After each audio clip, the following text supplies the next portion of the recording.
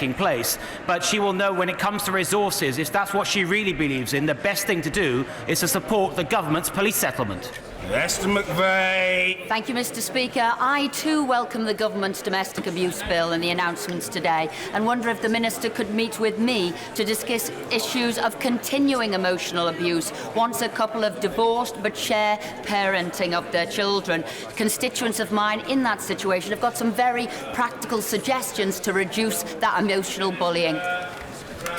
Very much so. The bill is just part of our response to tackling domestic abuse. There's a range of non-legislative measures as well, and in making sure that we include emotional abuse in the definition of domestic abuse will help victims of this terrible crime. I'll be delighted to meet with her. Jimmy Stone. Mr. Speaker, in the remotest parts of the United Kingdom, EU health workers are filling vital roles that might otherwise remain unfilled. Will the government give me an assurance that these crucial people will be allowed to remain at no cost to themselves? Well, the honourable gentleman will know that in the second private beta testing phase of the EU Settled Status Scheme, we made a particular priority of those working within NHS trusts and the university sector.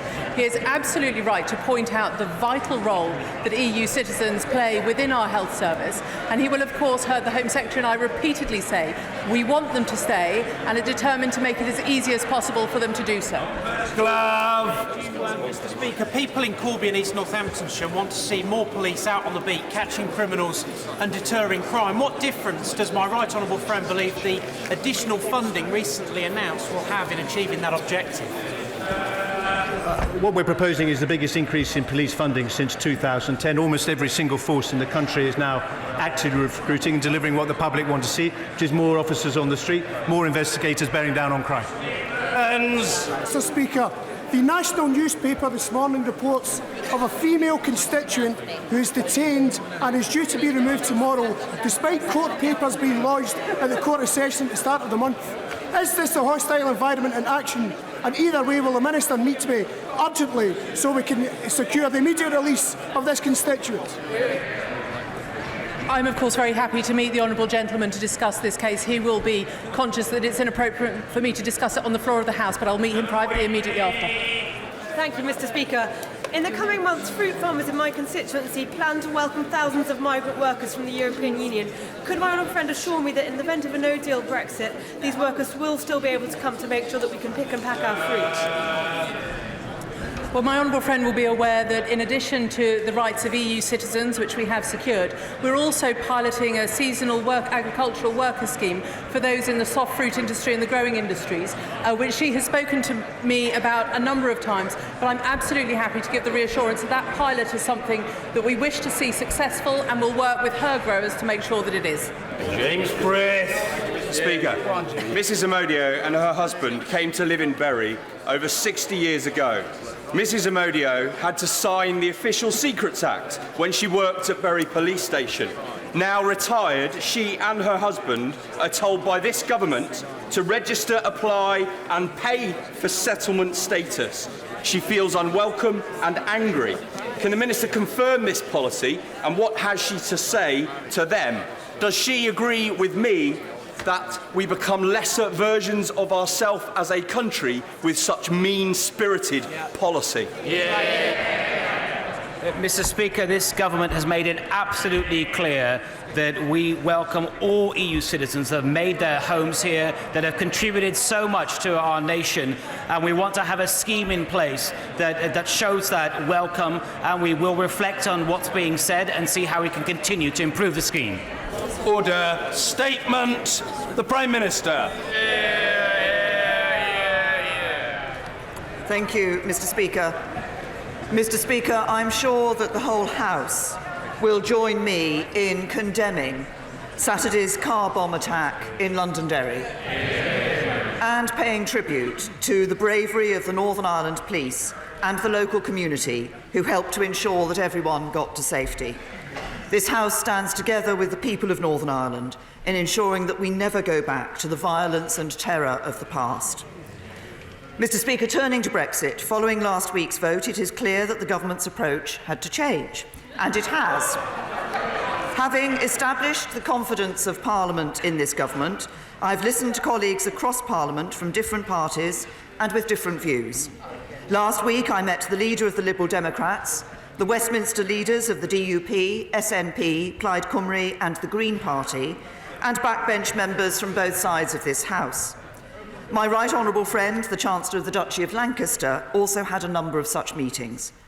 The government has approached these meetings in a constructive spirit, without preconditions, and I'm pleased that everyone we met with took the same approach. I regret that the right honourable gentleman, the Leader of the Opposition, has not chosen to take part so far. I hope he will reflect on that decision. Given the importance of this issue, we should all be prepared to work together to find a way forward, and my ministerial colleagues and I will continue with further meetings this week. Let me set out the 6 key issues which have been at the centre of the talks to date. The first 2 relate to the process for moving forwards. First, there is widespread concern about the possibility of the UK leaving without a deal. And there are those on both sides of the House who want the government to rule this out. But we need to be honest with the British people about what that means. The right way to rule out no deal is for this House to approve a deal with the European Union. That is what this government is seeking to achieve. The only other guaranteed way to avoid a no-deal Brexit is to revoke Article 50, which would mean staying in the EU. There are others who think that what we need is more time, so they say we should extend Article 50 to give longer for Parliament to debate how we should leave and what a deal should look like. This is not ruling out no deal, but simply deferring the point of decision. And the EU are very unlikely simply to agree to extend Article 50 without a plan for how we are going to approve a deal. So when people say rule out no deal, the consequences of what they are actually saying are that if we in Parliament can't approve a deal, we should revoke Article 50. Mr. Speaker, I believe this would go against the referendum result. And I do not believe that is a course of action that we should take or which this House should support. Second, all the opposition parties that have engaged so far, and some backbenchers, have expressed their support for a second referendum. I've set out many times my deep concerns about returning to the British people for a second referendum. Our duty is to implement the decision of the first one. I fear a second referendum would set a difficult precedent that could have significant implications for how we handle referendums in this country, not least strengthening the hand of those campaigning to break up our United Kingdom. It would require an extension of Article 50. We would very likely have to return a new set of MEPs to the European Parliament in May. And I also believe that there has not yet been enough recognition of the way that a second referendum could damage social cohesion by undermining faith in our democracy. Mr. Speaker, we do not know what the right honourable gentleman, the Leader of the Opposition, thinks about this because he has not engaged. But I know there are members who have already indicated that they wish to test the support of the House for this path. I do not believe there is a majority for a second referendum. And if I am right, then just as the government is having to think again about its approach going forwards, then so too do those members who believe this is the answer. The remaining issues raised in the discussions relate to the substance of the deal, and on these points I believe we can make progress. Members of this House, predominantly but not only on the government benches and the DUP, continue to express their concern on the issue of the Northern Ireland backstop. All of us agree that as we leave the European Union, we must fully respect the Belfast Agreement and not allow the creation of a hard border between Northern Ireland and Ireland, nor indeed a border down the Irish Sea. And I want to be absolutely clear, in the light of media stories this morning, this government will not reopen the Belfast Agreement. I have never even considered doing so, and neither would I. With regard to the backstop, despite the changes we have previously agreed, there remain 2 core issues. the fear that we could be trapped in it permanently, and concerns over its potential impact on our union if Northern Ireland is treated differently from the rest of the UK. So I will be talking further this week to colleagues, including in the DUP, to consider how we might meet our obligations to the people of Northern Ireland and Ireland in a way that can command the greatest possible support in the House. And I will then take the conclusions of those discussions back to the EU. From other parts of this House, concerns have also been raised over the political declaration. In particular, these have focused on a wish for further precision around the future relationship. The political declaration will provide the basis for developing our detailed negotiating mandate for the future, and this new phase of negotiations will be different in a number of ways. It will cover a far broader range of issues in greater depth, and so will require us to build a negotiating team that draws on the widest expertise available, from trade negotiators to security experts and specialists in data and financial services. And as we develop our mandate across each of these areas, I want to provide reassurance to the House. Given the breadth of the negotiations, we will seek input from a wide range of voices from outside government. That must include ensuring Parliament has a proper say and fuller involvement in these decisions. It is government's responsibility to negotiate, but it is also my responsibility to listen to the legitimate concerns of colleagues, both those who voted leave and who voted remain, in shaping our negotiating mandate for our future partnership with the EU. So the government will consult this House on its negotiating mandate to ensure that members have the chance to make their views known and that we harness the knowledge of all select committees across the full range of expertise needed for this next phase of negotiations, from security to trade. This will also strengthen the government's hand in the negotiations, giving the EU confidence about our position and avoiding leaving the bulk of parliamentary debate to a point when we're under huge time pressure to ratify. Now, I know that to date Parliament has not felt it has enough visibility of the government's position as it has been developed and negotiated.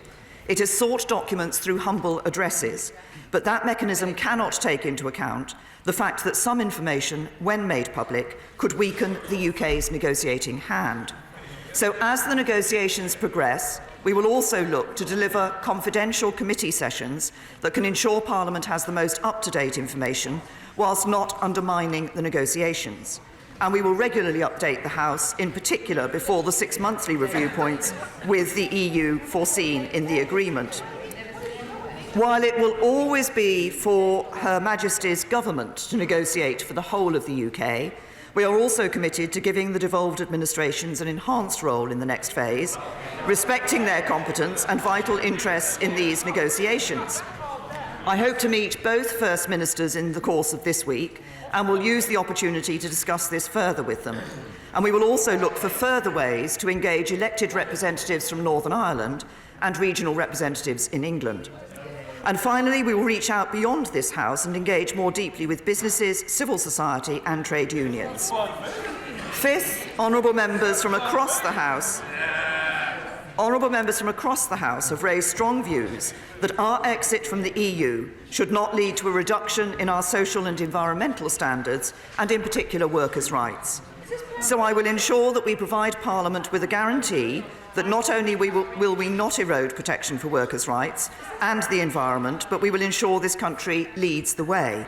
To that end, my right honourable friend, the Business Secretary, indicated the government's support for the proposed amendment to the meaningful vote put down by the honourable member for Bassetlaw, including that Parliament should be able to consider any changes made by the EU in these areas in future.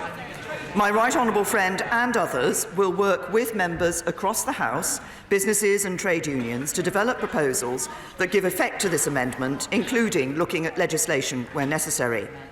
Sixth, and crucially, a number of members have made powerful representations about the anxieties facing EU citizens in the UK and UK citizens in the EU who are waiting to have their status confirmed.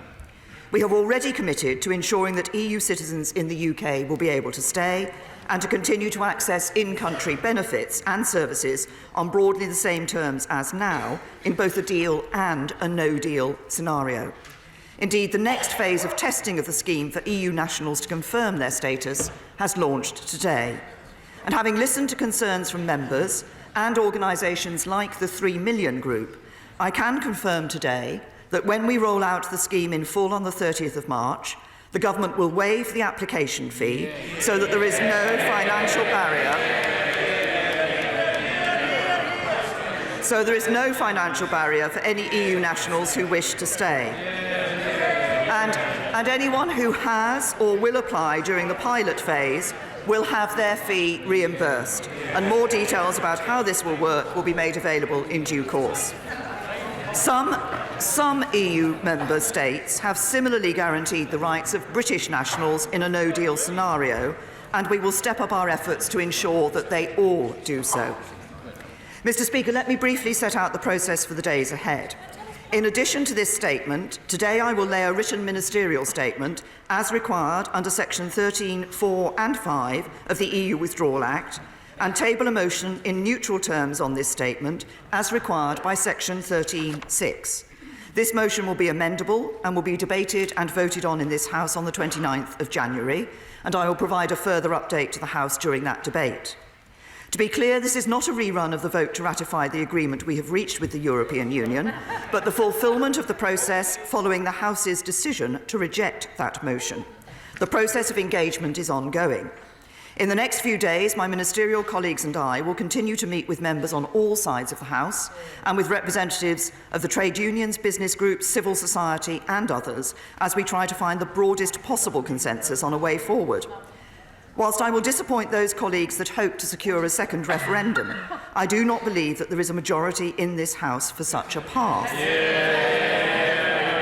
And whilst I want to deliver a deal with the EU, I cannot support the only other way in which to take no deal off the table, which is to revoke Article 50. So my focus continues to be on what is needed to secure the support of this House in favour of a Brexit deal with the EU. And my sense so far is that the three key changes are needed. First, we will be more flexible, open and inclusive in the future in how we engage Parliament in our approach to negotiating our future partnership with the European Union. Second, we will embed the strongest possible protections on workers' rights and the environment. And third, we will work to identify how we can ensure that our commitment to no hard border in Northern Ireland and Ireland can be delivered in a way that commands the support of this House and the European Union. In doing so, we will honour the mandate of the British people and leave the European Union in a way which benefits every part of our United Kingdom and every citizen of our country. And I commend this statement to the House. Jeremy Corbyn. Thank you, Mr. Speaker. I thank the Prime Minister for an advanced copy of her statement, and I join with her in condemning the car bomb attack we've seen in Londonderry at the weekend, and commend the emergency services and the local community for their response.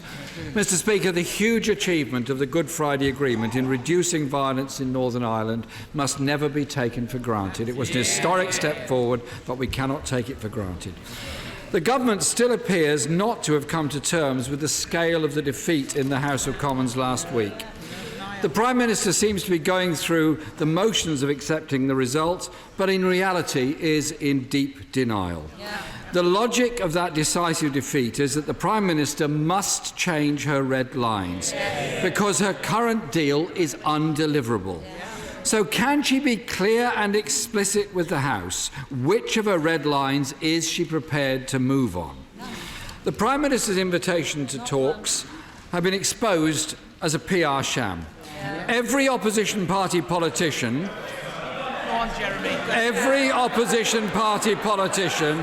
came out of those meetings with the same response. Contrary to what the Prime Minister has just said, there was no flexibility, there were no negotiations, nothing has changed. Order. The Prime Minister was heard, and when there was noise, I called for it to stop, and the same must apply to the Leader of the Opposition. No one in this chamber will shout the right honourable gentleman down. Don't even bother trying, you're wasting your breath. Jeremy Corbyn. Thank you, Mr. Speaker. But I do welcome the commitment of that the fee for EU citizens to apply for settled status will be waived. Mr. Speaker, the Prime Minister was fond of saying that this is the best possible deal on the table. It is the only possible deal on the table. But our EU negotiating partners are clear, and I quote, "Unanimously, the European Council have always said that if the UK chooses to shift its red lines in the future to go beyond a simple free trade agreement, then the EU will be immediately ready to give a favourable response. The House voted to hold the referendum. It also voted to trigger Article 50. There is a clear majority of this House to support a deal in principle and to respect the referendum result. But it requires the Prime Minister to face reality and accept her deal has been comprehensively defeated. Instead, we now understand the Prime Minister is going back to Europe to seek concessions on the backstop. Can I ask the Prime Minister this? What is the difference between legal assurances and concessions?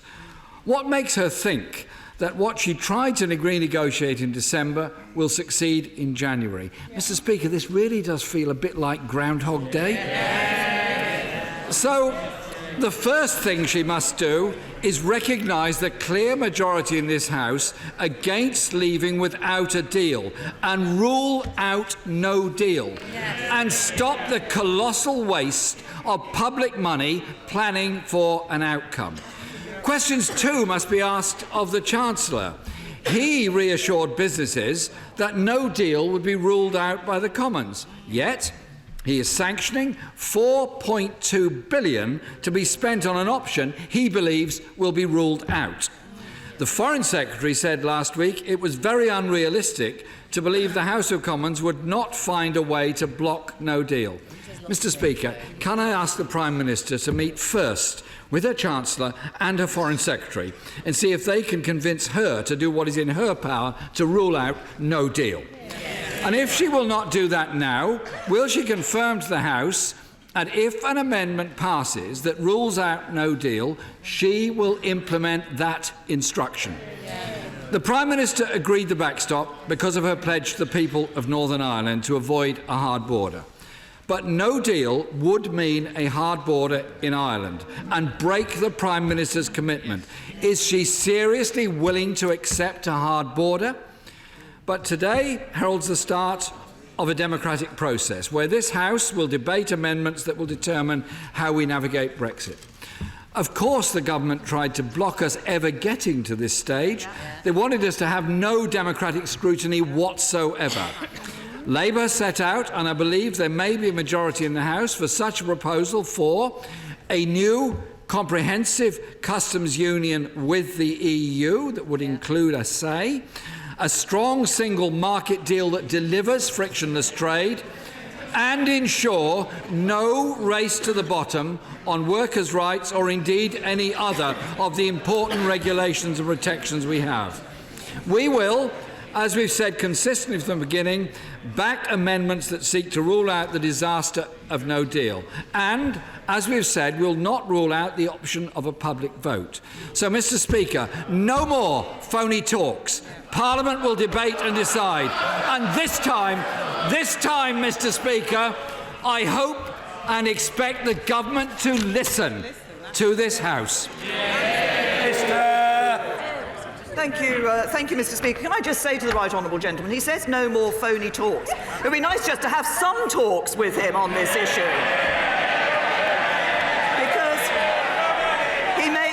He makes lots of claims about what has been said in the talks that have been held so far, but actually he doesn't know, because he didn't turn up to those talks. And I come back to him, he makes a great deal about the issue of no deal. He said that there is a consensus. I think he said there was a view across this House that supported a deal in principle and wanted to deliver on Brexit. That's exactly what I want to sit down and talk to him about. Because what we need to see is what is it that will secure the support of this House to enable us to leave the European Union with a deal. And we are continuing to listen to groups across the House in order to find the way to secure that support. Now, he talks about ruling out no deal. As I said in my statement, there are only two ways that you can ensure that no deal does not happen. One is to revoke Article 50, to reverse the decision of the referendum and to stay in the European Union. That would be a betrayal of the referendum decision that was taking place in 2016. And the other way is to agree a deal with the European Union. And it is precisely about finding a way that we can secure the support of this House for a deal that I'm talking with members across the House about and want to talk with the Right Honourable Gentleman about. So I hope, from what he said today, that he will reconsider his decision not to attend those talks. He complained about the amount of money that was being spent. He talked about £4.2 billion being spent and how that money should actually be spent in other ways. I see the Labour Party have put out a press release saying that money should be spent in other ways.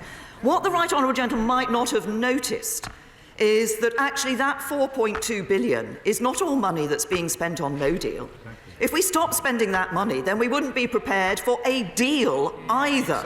So he needs to recognise that actually government has to spend money to ensure that we are in a position, whatever the outcome of the negotiations with the European Union, whether we leave with a deal or in a no-deal circumstance. So I say once again to the Right Honourable Gentleman and across the House, for those who are concerned about no deal, that means we should be leaving with a deal.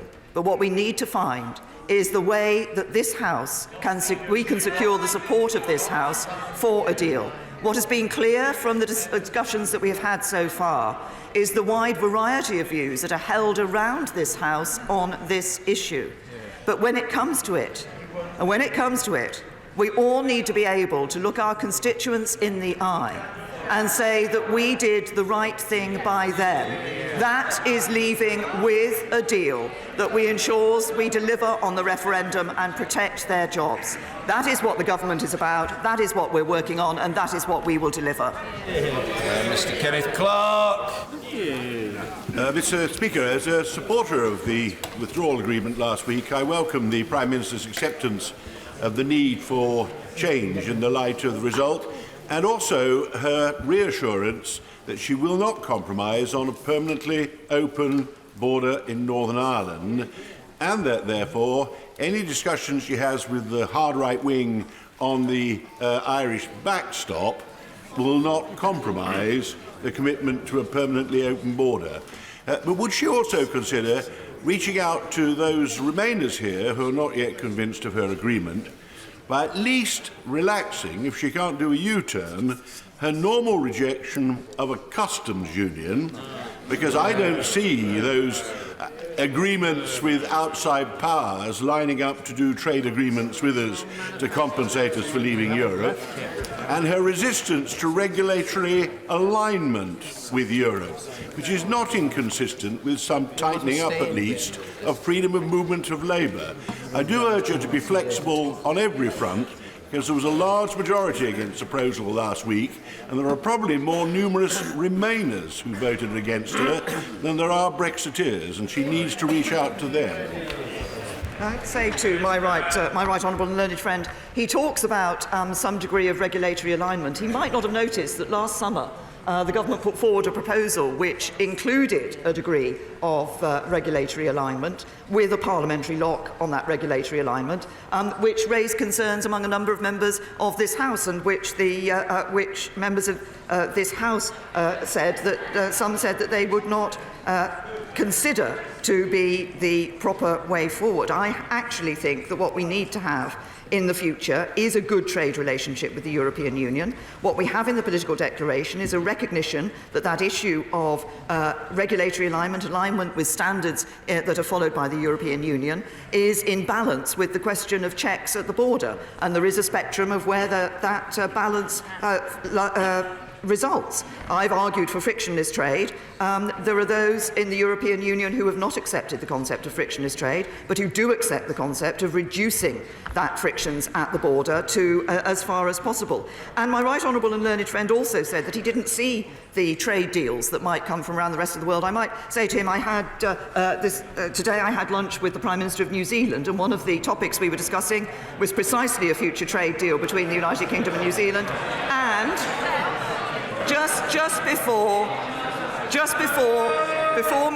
before members opposite start talking about the size of New Zealand, not just a trade deal with New Zealand, but actually membership of the United Kingdom in the CPTPP. Blackford. Thank you, Mr Speaker, and can I thank the Prime Minister for advance copy of her statement. All of us share with the Prime Minister an abhorrence and disgust at the bombing that took place in Derry over the weekend, and we're delighted at the efforts of the emergency services that made sure there was no loss of life. But, Mr Speaker, in the light of that, it was disturbing to see media reports this morning, at least of the potential of the opening up of the Good Friday Agreement. Now, I welcome the comments from the Prime Minister this afternoon, but can she confirm that she will neither seek to amend or add to the Good Friday Agreement in any way? Many of us remember the dark days that Northern Ireland went through. This weekend's attack was a frightening reminder of the fragility of the peace in Northern Ireland. Mr Speaker, on the subject of talks, the SNP entered willingly into talks with the Prime Minister last week, and we remain ready to engage in those talks on the basis that we can discuss pausing Article 50, taking no deal off the table, and discussing a people's vote. But when the Prime Minister talks about no preconditions, in the letters which have gone back and forward between the two of us, the Prime Minister insists that the United Kingdom must leave the European Union on the 29th of March. Mr Speaker, that is not consistent with a desire to discuss a people's vote. All preconditions must be taken off the table if we are to engage in meaningful dialogue. The SNP know that the Prime Minister's strategy is now to run down the clock, and I would have to say there is no sign that she is interested in meaningful talks or meaningful change. Prime Minister, take no deal off the table. You tell me that you have no desire for no deal. The Foreign Secretary has no desire for no deal. The Chancellor has no desire for a no deal. The Leader of the Opposition has no desire for no deal. The SNP has no desire for no deal. Neither do the Liberal Democrats, Plaid Cymru or the Greens. So let's stop this charade, because if we were to have a people's vote, we would have to extend Article 50. To say that today the only option is to revoke it is not true, although in our case we would welcome that in any case. Mr Speaker, on the basis of the result last week of a defeat of 230 votes, the Prime Minister has not come here with fundamental change. This government is a farce. It's an embarrassment, and the leadership is shambolic. The Prime Minister now must step up. We must extend Article 50 and end this impasse by bringing forward a second EU referendum. Do it for all sorts of reasons, but do it for the EU citizens living in the UK and now facing a registration scheme. Now, I am grateful and I congratulate the Prime Minister that the fees have been waived for EU nationals, a campaign that's been led by the Scottish National Party and our government in Edinburgh. It is shameful that those here, many have been here for decades, are being forced to register to stay in their own home. That is the fundamentals of it. Mr Speaker, not in our name, where is the humanity of this? Mr Speaker, in Scotland we have another choice. We did not vote for Brexit. We will not be dragged out of Europe by a Tory government we did not vote for. We might not be able to save the UK, but we can save Scotland. We have an escape route from the chaos of Brexit, an independent Scotland. Scottish independence will result in our country being a destination in Europe, a country at the heart of Europe, while the rest of the UK turns inwards and isolated from its European neighbours. Mr Speaker, we want no part of it. Prime Minister. Can I say to the right honourable gentleman, he raised a number of issues there. He talked about the issue of the Belfast Agreement. As I said in my statement, this government will not reopen the Belfast Agreement. I've never considered doing that, and I would not do it. So we remain committed to the Belfast Agreement and to maintaining our commitments under the Belfast Agreement. He talked about the question of no deal. He talked about running down the clock. We're not running down the clock. I brought a deal that had been negotiated with the European Union to the House. The House has rejected that. The House has rejected that. But I say once again to the right honourable gentleman, as I did earlier to the Leader of the Opposition and to other members of this House, and it's very simple. You cannot wish away no deal. Either you stay in the European Union or you have a deal. Now, I believe that it is right for us to leave the European Union because that's what people voted for in the referendum in 2016. So if you don't want no deal, if somebody doesn't want no deal, they have to be willing to agree a deal.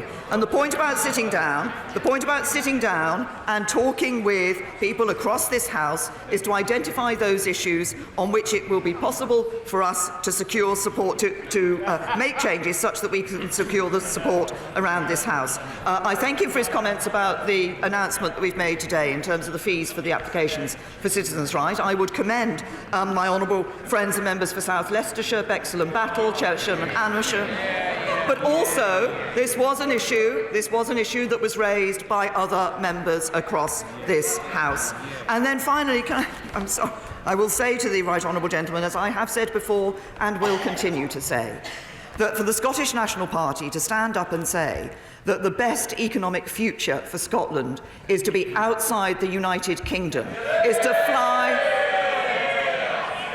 well, I have to say to every one of those members who is cheering that thought, that is to fly in the face of economic reality, because the reality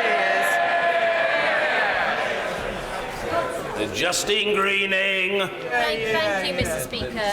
I wonder whether the Prime Minister and indeed the Leader of the Opposition recognise that with just 2 months to go, the past week has shown that party politics and Westminster will not deliver a resolution on Brexit, because party politics is not the same as Brexit. Brexit is separate to party politics, and so that will not change, and this House will not find a route forward.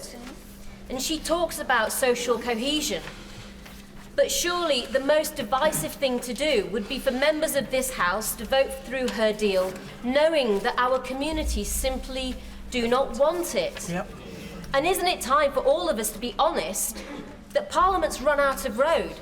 We've been debating for 2.5 years. We could debate for another 2.5 years, and we still wouldn't reach a resolution on Brexit. The only people who can do that now, surely, are the British people. I say to my right honourable friend, and I recognise the passion with which she is campaigning on this particular issue, but she is assuming that it is not possible to reach an agreement which will secure the support of the House. The purpose of what we are doing at the moment, of talking with parties, of talking with backbenchers across this House, is to find those issues, I've indicated issues in my statement, on which we can move and on which we can then find that support across the House. I believe it is right for us to continue to work for a deal, to leave the European Union on the 29th of March, to do so with a deal that has secured the support of this House. Ed Miliband. Thank you, Mr. Speaker.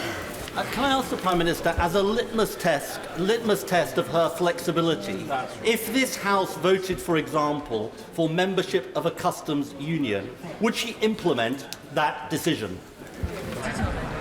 Can I say to the right honourable gentleman that, of course, the point about what we're doing in terms of this process is identifying those issues on which there is agreement across this House and that secure the support of the House, of dealing with that with the European Union, but also of being faithful to the referendum and the vote that was cast in the referendum. And I believe that everybody, when we look at this issue, should not only say, should we be leaving the European Union, but should recognise the reasons that lay behind the vote to leave the European Union and deliver on those. Mr. Ian Duncan-Smith. Speaker, can I welcome my right honourable friend's statement, particularly the part where she said that the EU nationals would have their fee waived. I think the whole House should recognise that, and also her acceptance that there is to be no change to the Belfast Agreement, for that would have opened a can of worms, and I recognise that completely. But she's also made clear, as someone who did not support the agreement last week, that she will now go forward and seek further change, and I welcome that.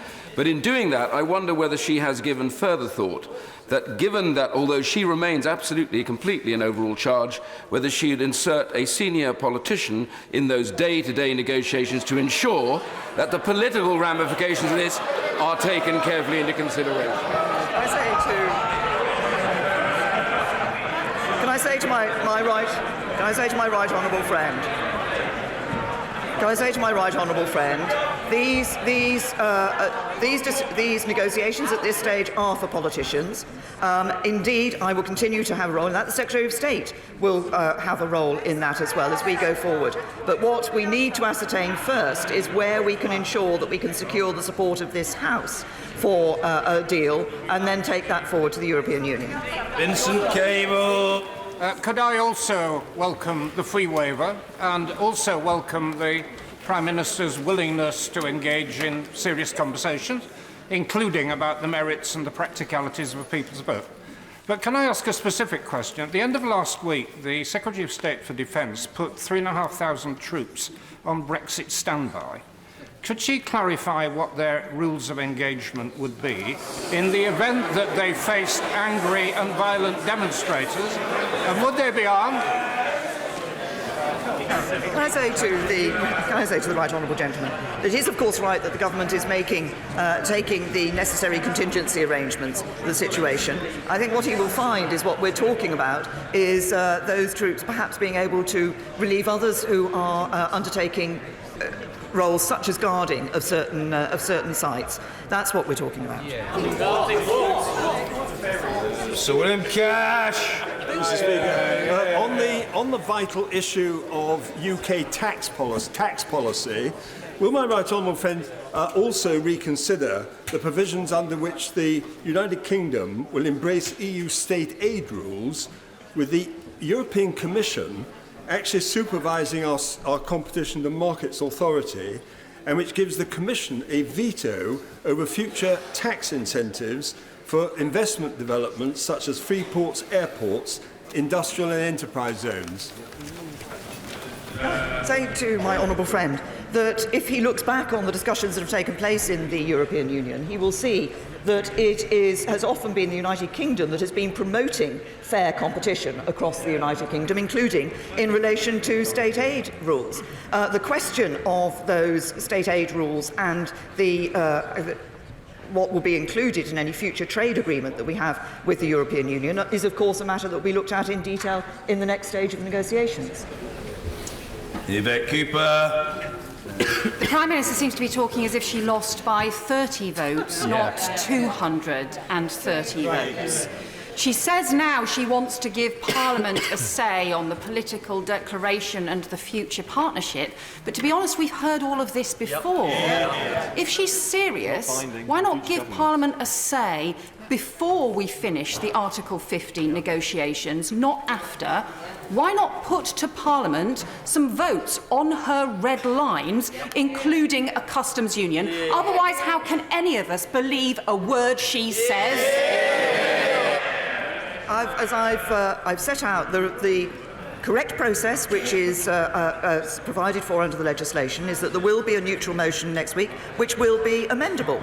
There will be members across this House who wish to put down motions which may reflect different views across the House in relation to different matters. We will, of course, continue to work. And when the right honourable gentleman, the Leader of the Opposition, said that we were denying any democratic involvement in the process of, well, he says from a sedentary position, yes, we were. Actually, no, there is still, even when we get the support of this House for a deal, there will still be the process of legislating to ensure that that deal is put in place, and the role that this House will play in that legislation. Boris Johnson. Can I congratulate my right honourable friend on her decision to waive the registration fee for EU nationals, which I think will be very welcome, and also on her determination now to go back to Brussels and fix the backstop, because I think that is the way forward. But can she confirm that in so doing she will now seek legally binding change to the text of that backstop and to the text of the withdrawal agreement itself?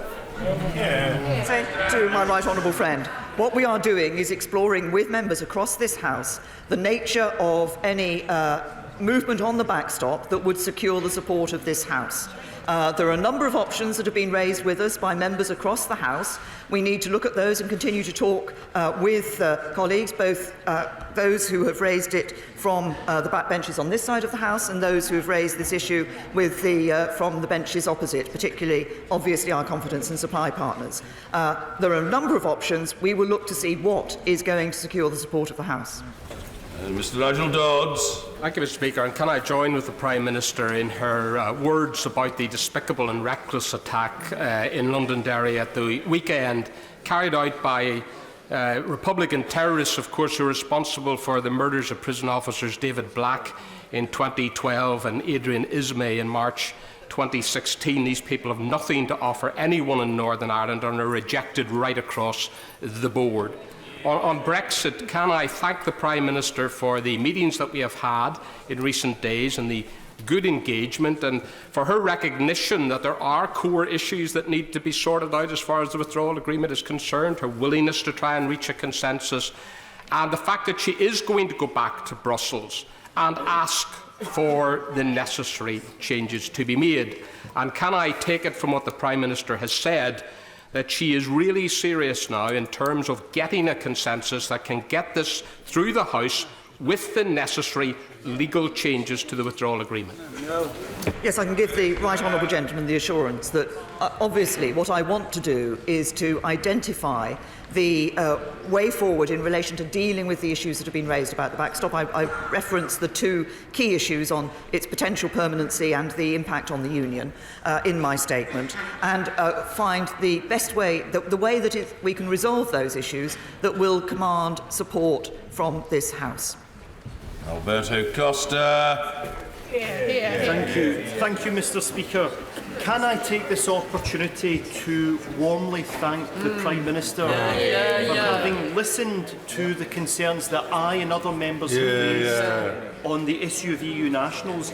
And can I ask her, given the goodwill that she's shown on this issue, can she please remind the EU of their promises to reciprocate and encourage the EU 27 to remove any fees that they charge to UK citizens in their member states? I think my honourable friend has raised a very important point.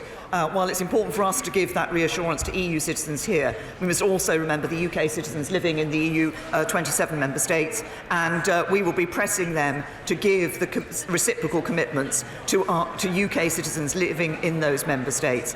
There are a number of states that have already said that they committed to various ways that they will provide protection for rights in a no-deal situation. We will continue to press them all to reciprocate.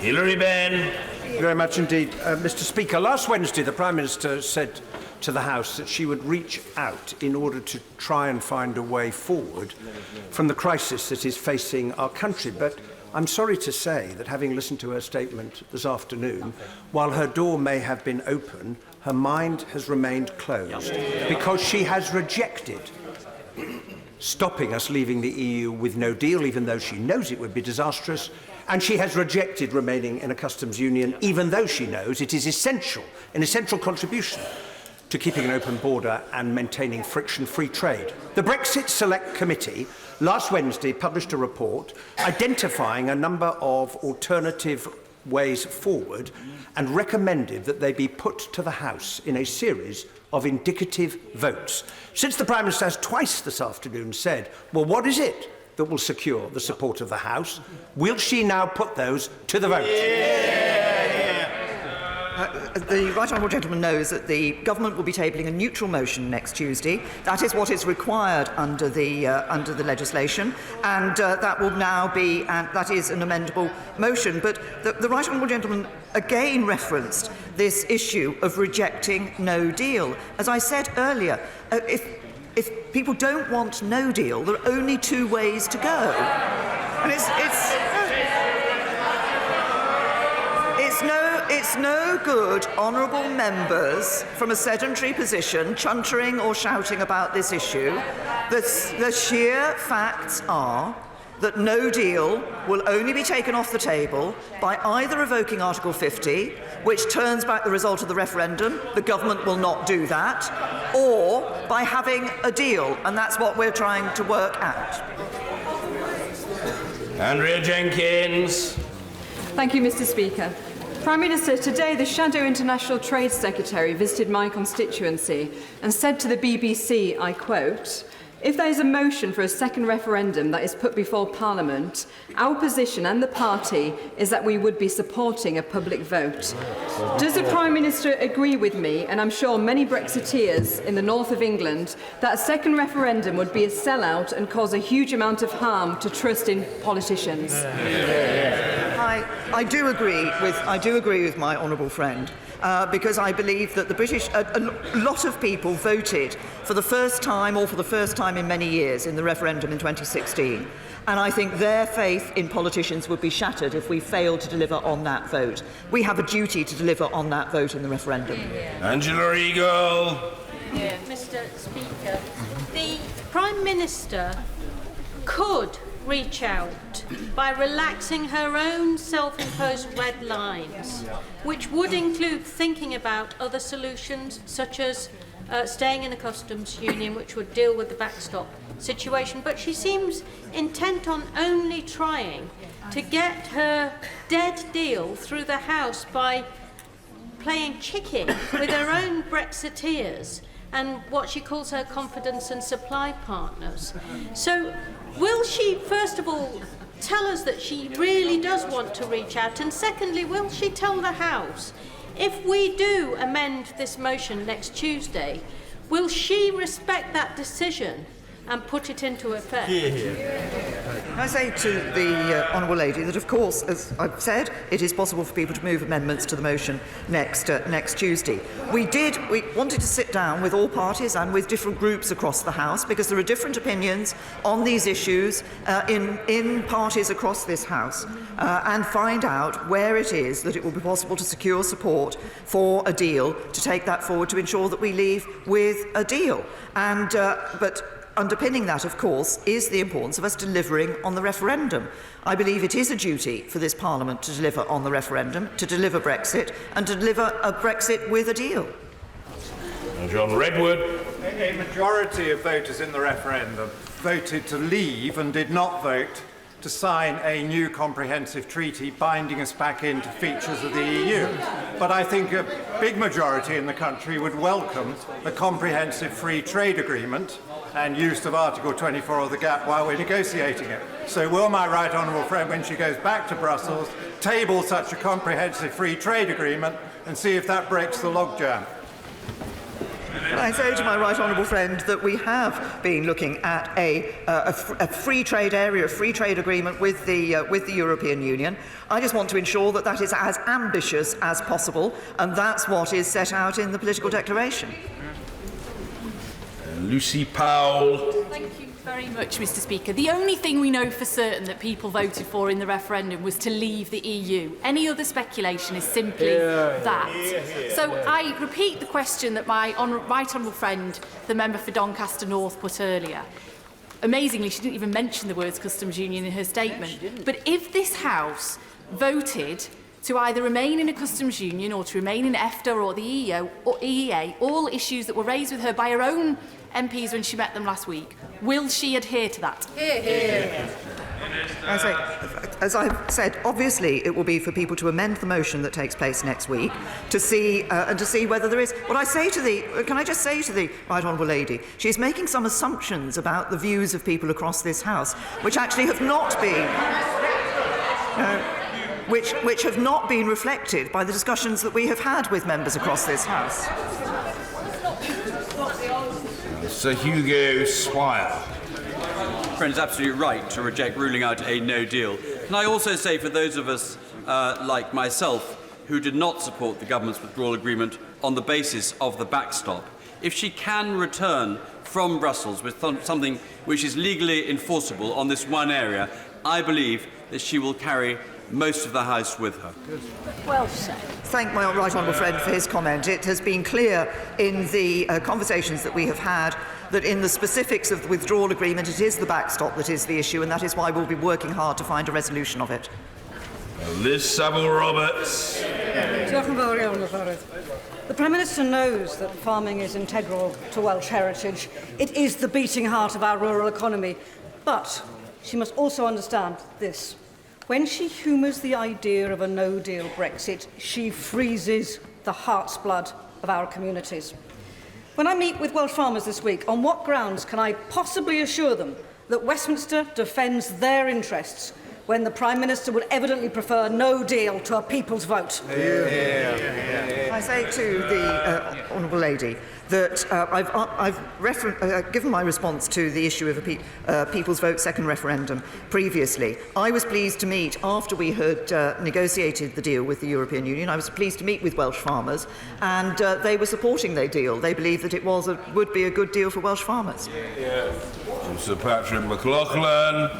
Bearing in mind that the Leader of the Opposition has a reputation for meeting with almost any organisation in the world, my constituents found it very distasteful that he was not prepared to give up his time to meet the Prime Minister. Will my right honourable friend assure the House that actually there have been a number of occasions when the House has given their instructions? The House has given the government an instruction about holding a referendum. The House has given an instruction about the date that we leave the European Union, and the Prime Minister is doing her utmost to carry out those commands. Can I thank my right honourable friend? I think there are a number of people who are surprised at the Leader of the Opposition's unwillingness to meet with me as the Prime Minister of the United Kingdom when he has met with other groups who do not have the national interest of this country at heart. And I am absolutely working to deliver, as my right honourable friend says, on the instructions of this Parliament that we leave the European Union on the 29th of March. Kate Hoey. Speaker, can I welcome the Prime Minister ruling out a second referendum and ruling out revoking Article 50 and leaving a WTO, whether managed or not, deal on the table. But could I just say to her, this is a Remain Parliament. The majority of people, MPs in this Parliament, voted to remain. Would she not think that one of the ways that we could show we are honouring what the people said would be to speed up the numbers of statutory instruments that needs to be got through this Parliament, the numbers of legislation that needs to be get through, so that we can actually get out on March the 29th.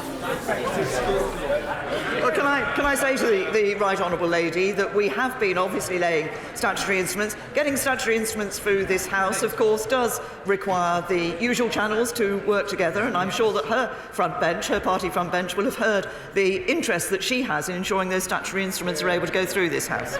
Dominic Raab. Welcome the Prime Minister's statement and support her determination to return to Brussels to secure changes, particularly to the backstop. Given what she said in her statement, can I urge my right honourable friend to not just rule out revoking Article 50, but rule out extending it, because that would give businesses certainty and give the public some finality and some reassurance that we will leave at the end of March, as promised. I hope, give my right honourable friend the reassurance that what I'm working for is to find a deal that will secure the support of this House such that we can leave and will leave the European Union on the 29th of March. We're streeting. Thank you, Mr. Speaker. It is now clear that the Prime Minister is counting on the House of Commons to rule out her red lines because she lacks the political authority to do so. But will she also accept and understand that whether it's her dead deal, no deal, Norway or no Brexit, all of the options that lie ahead are substantially different to what people were promised during the referendum? Given that, does she not understand there is not just a practical desire for a new referendum to break the parliamentary deadlock, but a moral imperative to make sure that it's the people that agree this country's future for generations to come? Well, gentlemen, I apologise that I didn't have an immediate recall of the fact, but I wish the honourable gentleman a happy birthday, and I observe, probably not for the first time or the last, that he seems to me to be a very youthful fellow. The Prime Minister. I'm happy, Mr. Speaker, to echo the many happy returns, happy birthday to the honourable gentleman. But can I say to him that I think when people voted in the referendum, they voted to leave the European Union. They voted to ensure that free movement came to an end. I think there were those who voted to ensure that we had an independent trade policy, those who voted to ensure there was no control from the remit of the European Court of Justice here in the United Kingdom, and those who were concerned about the money that was sent every year to the European Union. And it is delivering on those that I think it's important that this Parliament focuses on. George Freeman. Speaker, can I welcome the Prime Minister's statement, in particular a commitment to waive the fee required to be paid by European citizens, and her commitment to reach out cross-party in pursuit of a Brexit deal. We have to honour that referendum. Would she agree with me that while the Leader of the Opposition's position on Brexit is crystal clear, he's for leave up north and remain down south, there are many backbench Labour colleagues who have very serious Brexit voting constituencies who are looking for a way to honour the referendum result with us? And would she support those talks in trying to find a moderate, sensible, orderly Brexit that can deliver for the majority of the British people? Can I thank my honourable friend for pointing out the inconsistencies in the Leader of the Opposition's position on this particular issue. I am working to ensure that we can deliver, that we can find that way through that enables us to leave the European Union, to leave in a smooth and orderly way, to leave with a deal, and to leave with a deal that is good for people across the whole of the United Kingdom. Frank Field. The Prime Minister is spending time reaching out to the House of Commons. Might we have a chance to reach out to her? During her statement, she made a number of assertions about what the opinions were of this House, but none of us know what the opinions of this House are or is. Might, therefore, when I table amendment on indicative votes, might the Prime Minister make that government policy so that we can openly and our constituents see how we are voting, not how we are privately lobbying, on what guidance we wish to give to the Prime Minister. The right honourable gentleman says I made a number of assertions in my statement. I made a number of comments that were based on the discussions that we have had so far with people from across this House, and we will continue to have those discussions. And I'm sure the right honourable gentleman will. As I've indicated earlier, there is a neutral motion that is amendable next week, but the comments I made on the views of people across the House were based on the discussions that we've had. There are further discussions to be had. Heidi Allen. Thank you very much, Mr. Speaker. I would like to start by thanking the Prime Minister for offering to waive the £65 fee for EU citizens. I have a significant number in my constituents in South Cambridge and the scientific and research communities who will be relieved. However, what they won't be relieved about, and neither will I, well, the fact that now almost a week has gone on since the vote that was so significantly lost in this place, and yet we have no further information today about what the government's position is. Surely we cannot go on for yet another week. That's wasting another 2 weeks in total without some direction. So many members in this House today have suggested customs union, people's vote, indicative votes. The Prime Minister must commit to honouring one of those next week. To my honourable friend, I set out in the statement that I made the areas on which the issues that had come up during the discussions we've had with members across this House. We will continue to have those discussions, and we are addressing those issues that I identified in my statement. Joe Swinson. I cannot believe that in good conscience, knowing what the Prime Minister does about the devastating impact of no deal on our economy and on our security, that she is willing to let us leave the EU on that basis. Yet she seems wedded to her red lines and still against a people's vote, which would have majority support if she backed it. With 67 days to go, the country deserves better than a massive game of chicken in the Tory party. When will the Prime Minister recognise she needs to move? To the right honourable lady, that she talks about the issue of no deal. It is not good enough simply to say that somebody doesn't want no deal. You could only deliver not having no deal, as I've said, in two ways. Now, there may be members of the Liberal Democrat Party who have a different view from me on whether or not we should stay in the European Union. I believe we should honour the result of the referendum in 2016. But the only other way to ensure that we don't leave with no deal is to leave with a deal. It's pretty simple. Priti Patel. I welcome the Prime Minister's recognition of the difficulties that have been raised around the backstop. So when the Prime Minister goes to Brussels, is she prepared to reopen the text of the withdrawal agreement in order to actually address many of the concerns that she has heard from many members and right honourable members of the House with regards to the backstop? My right honourable friend, what we are doing is talking to members across this House to identify the various ways in which it would be possible to address this issue of the backstop. A number of options have been raised with us, and we are looking at all those options that have been raised. Chris Leslie.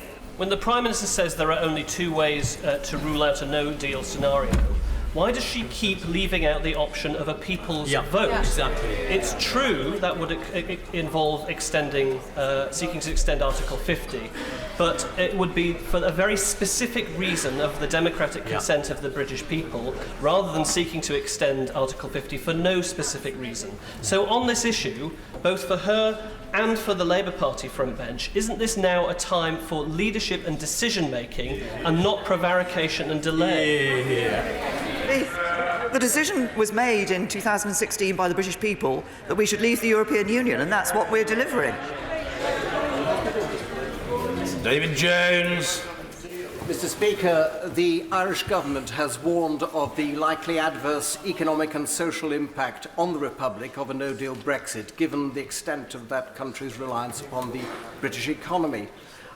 Since the Irish backstop is probably the greatest impediment to a negotiated Brexit, can my right honourable friend confirm that she maintains bilateral discussions with the Irish Government with a view to ascertaining if at all possible we can put forward an agreed position to the European Union? Good point. We do continue to talk to the Irish Government about their position in relation to the backstop. The formal position, of course, is that this issue of customs across the border, dealing with the border, is an EU competence and therefore not an individual member state competence. But of course, the position that the Irish Government takes will be an important element of any consideration that the EU gives to any proposals that we put forward, and we will continue to talk to them. Rachel Reeves. Thank you, Mr. Speaker. The Prime Minister says that she wants to find a way forward, but without allowing Parliament to vote on different options, it's unclear how we can discover where consensus lies. Isn't the truth that any alternative to the Prime Minister's deal, whether it is a Norway-type model, a Canada-type model, a customs union, or indeed a people's vote, all of them require more time to negotiate or to go back to the country? The Prime Minister says extending Article 50 is just putting off the decision, but the truth is that by failing to build a consensus, the only way that we can leave without a deal, now her deal has been so roundly rejected by this House, is to extend Article 50. And even at this late stage, will the Prime Minister not now agree to do that? As a Honourable Lady, that we are continuing to work to see what would secure the support of this House, what deal would secure the support of this House such that we can leave the European Union with a deal. But can I also say to the Honourable Lady that extending Article 50 is not just the sort of great hope that she has, that this somehow solves everything. It defers the decision point that needs to be taken. There are limitations to what would be possible. This is not a decision for the United Kingdom alone, and the EU would be highly unlikely to agree an extension to Article 50 unless they had the prospect that there was an agreement, that there was a deal that would be delivered. Talks to ensure that we can identify what deal can be delivered is what we're engaging in. Owen Patterson. Can I welcome my honourable friend's comments on Northern Ireland?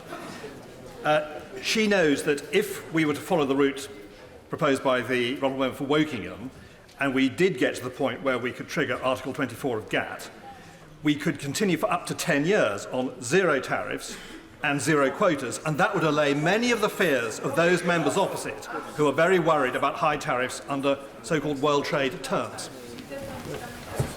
Can I say to my right honourable friend that this question of the GATT 24 is perhaps not quite as simple as some may have understood it to be. I think it is his expectation that it is simply possible to leave with no deal and immediately go into that situation, I think does not actually reflect accurately the situation that the United Kingdom would find ourselves in. I continue to believe that leaving with a deal is the best way forward for us in this leaving the European Union. That's what we'll continue to work for. Barry Sherman. Is the Prime Minister aware that this is supposed to be Blue Monday, the most miserable day of the year in the United Kingdom? But on this day, can I offer her some warmth and cheer?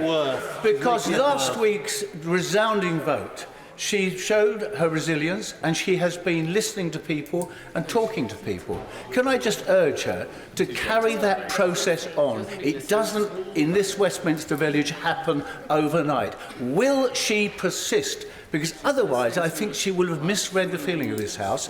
We will be demanding a vote on customs union. We will be demanding a vote on lengthening the process. And we will be demanding a vote on the people's choice and people's vote. If she listens more, I think we can come to a conclusion in this House that's going to be good for all of the country and not a miserable one. Can I give the right honourable gentleman the assurance that we do want to continue those discussions, continue those conversations, continue listening in order to find what I think he, at the end of his question, he was indicating, which is a way forward that can be supported by this House and that will be good for everybody across the country. Anna Seabury. Thank you very much, Mr. Speaker. Mr. Speaker, I'm sorry, but this just isn't good enough. This whole process is now turning our country into a laughingstock. The people of this country are worried, and businesses have none of the certainty that they absolutely need in order to flourish. The Prime Minister, when she faced the possibility in December of losing the vote, delayed the vote and said she was going to go over to the EU and sort out the backstop. So we waited and nothing happened, nothing changed. Last week it was a historic defeat. Prime Minister, Mr. Speaker, this House has spoken. It has rejected overwhelmingly the Prime Minister's deal. And here we are with another week of can kicking. And the truth is, Prime Minister, Mr. Speaker, the truth is, isn't it, nothing's changed. Say to my right honourable friend, I mean, first of all, we did receive some further assurances from the European Union following the delay of the vote in December. Those assurances proved not to be sufficient for this House. This House rejected the deal, including those assurances. What we are now doing is working with people across this House to find the way forward that will secure a deal so that we can leave the European Union, do it in a smooth and orderly way, and leave with a deal which is in the interests of people across this country. Sammy Wilson. Can I welcome the fact that the Prime Minister has rejected the demands from the leader of the Labour Party to raise the white flag in these negotiations by moving the date of the 29th of March for us leaving the EU. Is she disappointed that even before she has put forward any Plan B, that the Irish Government and the Irish Vice President of the European Parliament have rejected any suggestion that the backstop will be changed? And does she therefore accept that in the face of such intransigence, the ability to leave on the 29th of March, as the people of the United Kingdom have asked for, is adhered to? I believe it is important that we do deliver on the vote that took place in the referendum in 2016. We will continue to talk to the Irish Government because I believe that the best way forward for all of us is to be able to leave with a deal. We recognise the commitments that we've made to the people of Northern Ireland for no hard border, and I would hope that we will be able to find a way through that can secure the support of this House and the European Union such that we're able to leave with a good deal. Sir Bernard Jenkins. Can I thank the Prime Minister, my right honourable friend, for her statement and for her willingness to engage with those who are willing to engage with her. Can I congratulate her on the vote last week that she won, namely the vote of confidence, on the basis that she would not engage in preparations for a second referendum, on the basis that either we negotiate a successful deal which the House of Commons votes for, or we leave on WTO terms. And will she take the advice of JP Morgan, who've stood side by side in the referendum for Remain, but are now warning that the extension of Article 50 would, and I quote, be the worst of all possible worlds, death by 1,000 cuts for the British economy? Will she make sure that we avoid that extension? I say to my right honourable friend, I had not seen that comment from JP Morgan, but as I've been clear that I believe it's important that we deliver on the vote of the referendum, leaving the European Union, and that is on the 29th of March. Luciana Berger. Thank you, Mr. Speaker. The Prime Minister told us before that a public vote could, and I quote, damage social cohesion by undermining faith in our democracy. Can I tell her it's because of the way she and her government have thus far handled this process over the last 2 years that the public already believe that our politics is broken? Will the Prime Minister today acknowledge that there can be nothing more democratic than the vote that gives the entire country a final say on her deal? Say to the Honourable Lady that I think that there are many, many people up and down this country who have a very simple view, that there was a vote that took place in 2016. The result of that was to leave the European Union. And there are many people now, not only those who voted to leave at that time, but many of those who voted to remain at that time, that feel it is now incumbent on government and Parliament to deliver on the result of that vote. Daniel Kaczynski. Thank you, Mr. Speaker. Reports from Warsaw suggest that the Polish Foreign Secretary, Mr. Czaputowicz, is taking the lead in trying to help the United Kingdom to break the impasse by suggesting a definitive time for the backstop.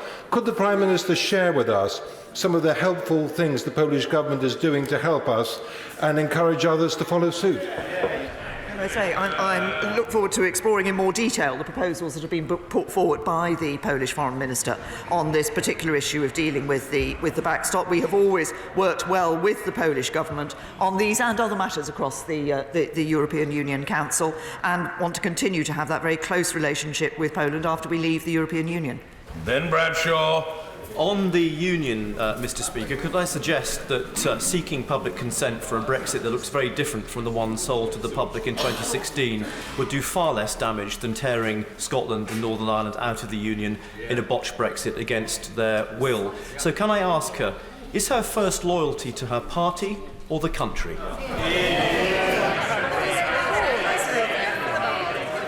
Can I say to the right honourable gentleman that every decision I've been taking because I believe it is right in the national interest. I genuinely believe that we should be, as a government and as a parliament, delivering on the result of the referendum in 2016. I think that is our duty. It's very simple. Vicky Ford.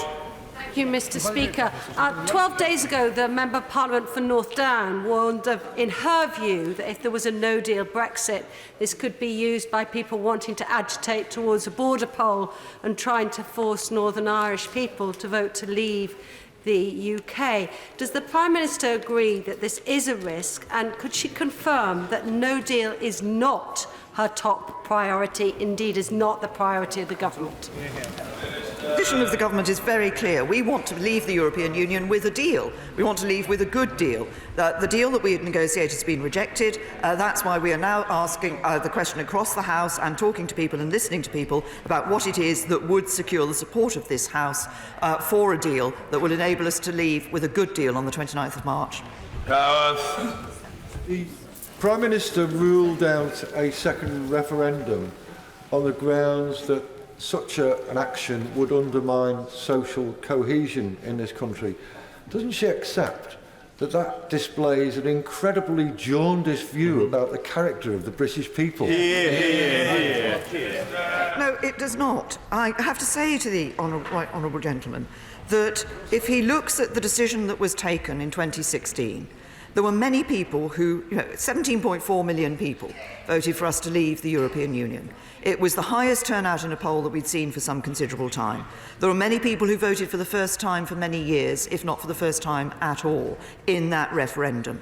And I think if we were to go back and say that we were not delivering on the result of that referendum, that would indeed damage people's faith in politics. I think it would damage our democracy.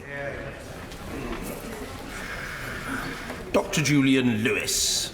As today is Blue Monday, the gloomiest day of the year, will the Prime Minister cheer up at least 17.4 million people, and probably many more, by confirming that beyond a shadow of a doubt, this country will have left the European Union by the 30th of March? My honourable friend has regularly asked me this question, and my answer has not changed. First of all, I believe it is our duty to deliver leaving the European Union, and as he will know, there is a date in legislation for us to leave. It is the 29th of March. That's the end of the 2-year Article 50 process. Dame Louise Ellman. Here, here. Last week, the Prime Minister suffered a major defeat. Today, she hasn't come to the House with any answers, but she claims she wants to have extensive discussions on a variety of issues, both inside and outside this House. Yet meaningful discussions need time. So why is she refusing to call for an extension of Article 50? That's right. Here, here. There were two elements in relation to my statement on this question of discussions and discussions outside the House. Of course, there are discussions we're holding in relation to the finding a deal that will secure the support of the House. And then there are also, as I referred to in my statement, discussions that in the next stage of negotiations we will be having not just within the House but outside the House as well. I believe it is important for us to work to find a deal that will enable us to leave on the 29th of March. Helen Grant. Does the Prime Minister agree that members of this House should be mindful of the fact that most of us were elected on manifestos that promised to honour the referendum? My honourable friend makes a very important point. In one sense, it's a very simple point, but it is very important, which is that 80% of the votes at the general election last year were for parties which had in their manifesto that they would respect the referendum and deliver on the referendum and ensure that we leave the European Union, and that's what the government is doing. Emma Reynolds. Speaker, the words customs union weren't on the ballot paper in the EU referendum. Can the Prime Minister name a UK manufacturer who has said that the benefits of free trade agreements around the world, even if they were agreed quickly, would outweigh the costs of leaving the European customs union? Can I say that the position that I believe will be of great benefit for manufacturers and for our economy in the future is for us to have a good trading relationship with the European Union and the freedom to negotiate those trade deals around the rest of the world, and that's what we've been working for. Sir Desmond Swain. How is remaining in a customs union consistent with the decision of the British people to be no longer subject to the jurisdiction of the European Court? My right honourable friend raises an important issue. I believe when one of the reasons why people voted to leave the European Union was to leave the remit of the European Court, the jurisdiction of the European Court of Justice, and that's what we want to deliver. Alison Thewlis. Thank you, Mr. Speaker. The Prime Minister said that EU citizens in the UK will be able to stay and to continue to access in-country benefits and services in broadly the same terms as now. But is she aware that my constituents and many constituents of my honourable colleagues have actually been finding it difficult to access universal credit on the basis that they have not been staying here long enough? Will the Prime Minister look into this? Because it seems that EU citizens are already being denied their rights. It's a new hostile environment for EU nationals.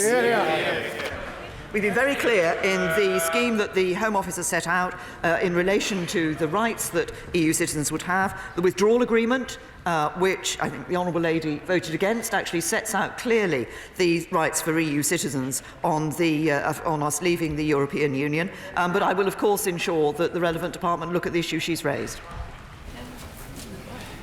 Jacob Rees-Mogg. Thank you, Mr. Speaker. May I thank the Prime Minister for saying that she will go back to the European Union to discuss the issue of the backstop particularly. When she goes, will she take with her a copy of the House of Lords report from March 2017 that says if we leave without a deal, we don't owe them any money, because that may make them more willing to talk? Well, my honourable friend, can I say to my honourable friend that the issue of the House of Lords report was responded to by my right honourable and learned friend, the Attorney General, in the debate last week, where he was very clear that actually what the House of Lords report had looked at a particular aspect of law, but that they had themselves recognised that there may be obligations under other aspects of international law.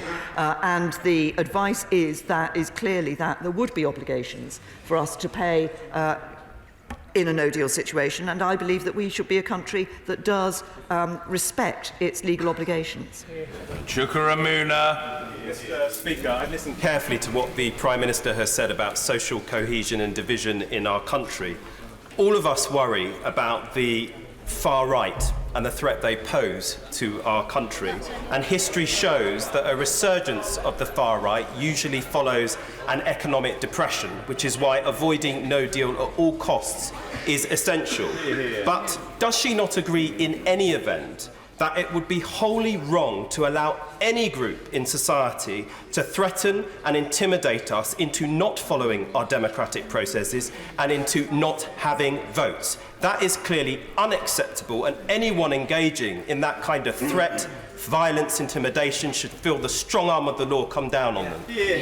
I say to the honourable gentleman that I believe it is important, and there's an important issue about some of the behaviour that we've seen, which members of this House have been the victims of, but others have been on the receiving end of aggressive behaviour as well, because they appear to hold a different view from those held by other people. It's important that we're able to have our debates, not just in this House, but in public, on these issues, with dignity, with respect, with people, yes, wanting to put their positions passionately, but respecting the right of others to hold a different view and to hold that view equally passionately. But I also believe that it's important, when this House has given a decision to the British people in a referendum, that we deliver on that. John Whittingdale. I thank my right honourable friend for listening to concerns felt by a number of us on these benches, and for her recognition that there must be changes to the backstop. But can she also confirm that those aspects of our future relationship set out in the political declaration, which also cause some concern, that those are not legally binding and can be addressed and changed in the course of the subsequent negotiation? Can I say to my right honourable friend that the political declaration does set out the framework for the negotiations in the future, but there obviously are elements with it, but that has to be negotiated into legal text, and as he will, I'm sure, be aware, there are elements within that text which have not identified absolutely a particular position. I referred earlier in response to a question from an honourable friend about this balance between checks at borders and alignment and regulatory alignment, and obviously that is a matter that is for the future negotiations. Pat McFadden. The Prime Minister has set out today and many times in recent weeks her implacable opposition to any kind of public vote to establish public consent for the terms on which we leave the European Union through a referendum. Is she as implacably opposed to a general election? I have also said, if the right honourable gentleman had heard the speech that I gave last week in the no confidence debate, he will have seen that I made it absolutely clear that I do not believe that a general election is in the national interest at this time. Greg Hands. Returning to issues around the World Trade Organization, one of the things that will need to be sorted out in the question of a no-deal Brexit will be what happens with some of the most favoured nation clauses. Now, if she were to put up no tariffs, barriers or checks to EU goods at all after the 29th of March, which would be very helpful in ensuring no change and free-flowing trade from our side, of course, that might provoke MFN challenges at the WTO. So what assessment has the government made of the relative merit in such a scenario of carrying on with trade as it currently is, vis-à-vis the risk of WTO challenges, which of course wouldn't be heard for 18 months, and any infraction would not be able to be retrospective?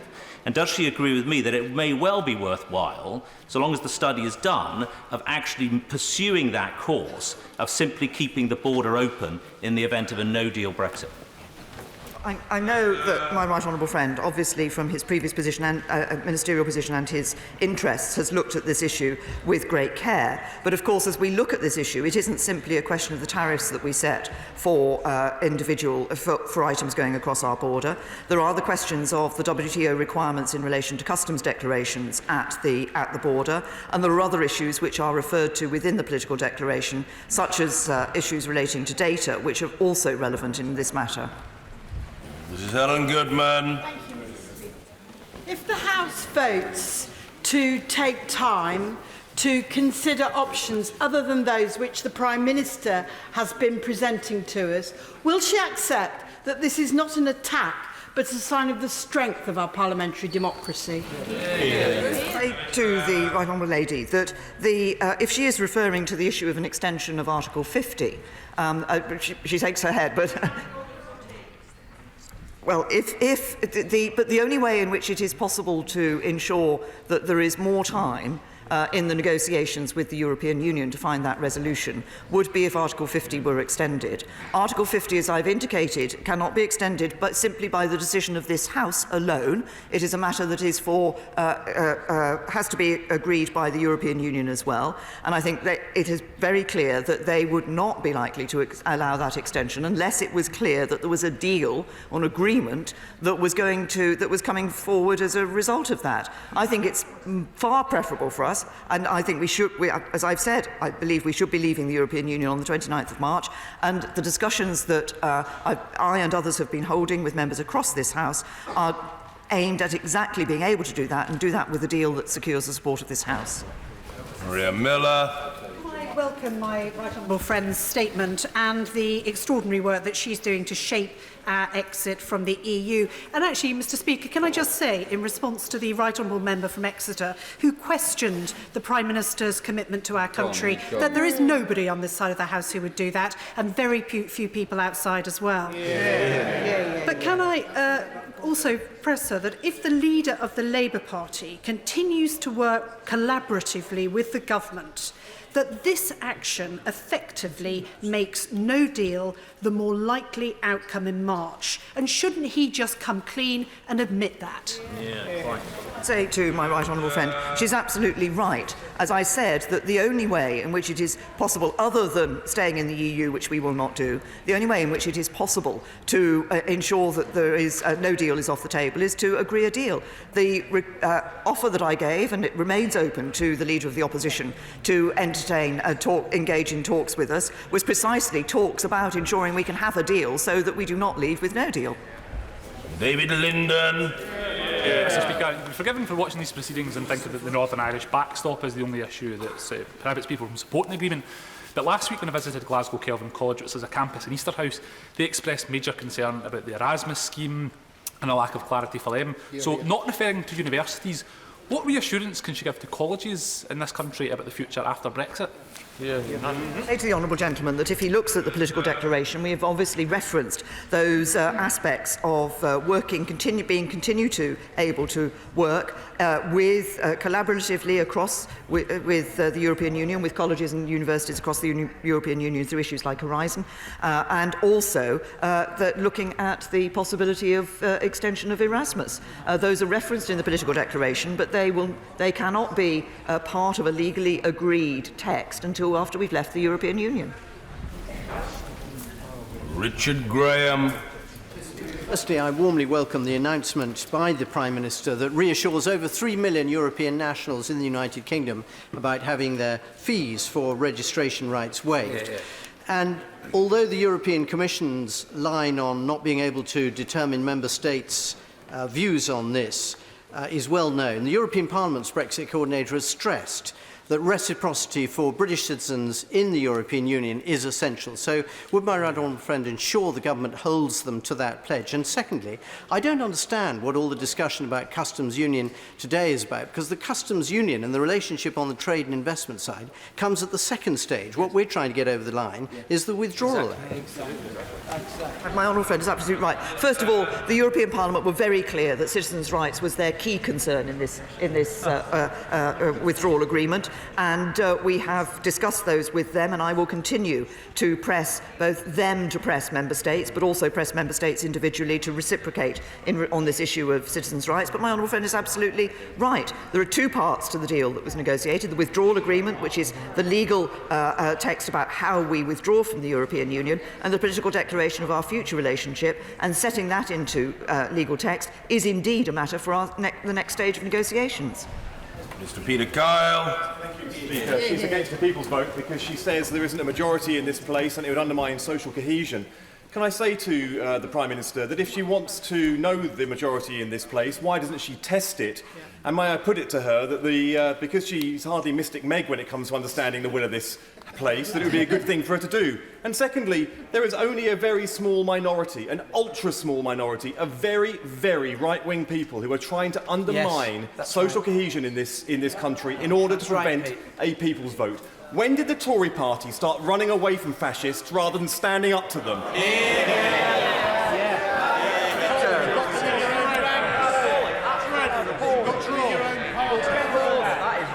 I have to say that comment, I think, was beneath the honourable gentleman to make. But let me explain again to him why I say what I do about a second referendum. It is very simple.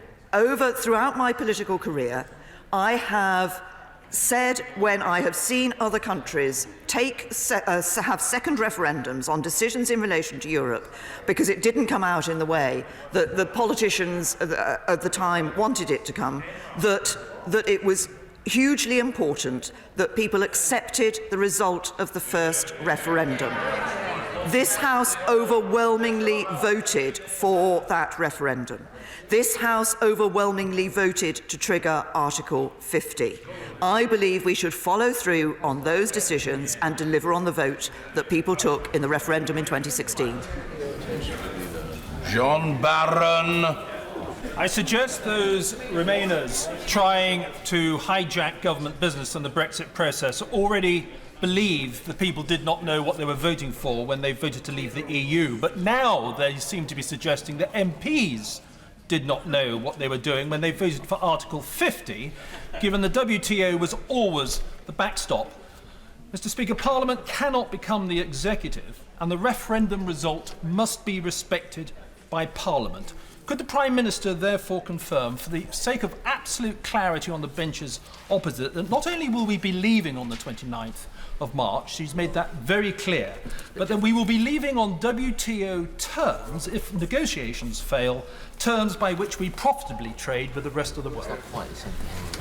To my honourable friend, that we will be leaving the European Union. We will be leaving on the 29th of March. I believe we should be leaving on the 29th of March with a good deal, and that is what we are working across the House to ensure that this House can, we can deliver in negotiation with the European Union, and we can find a deal that actually secures the support of this House. I believe leaving with a good deal is the best position, is the best outcome for the UK.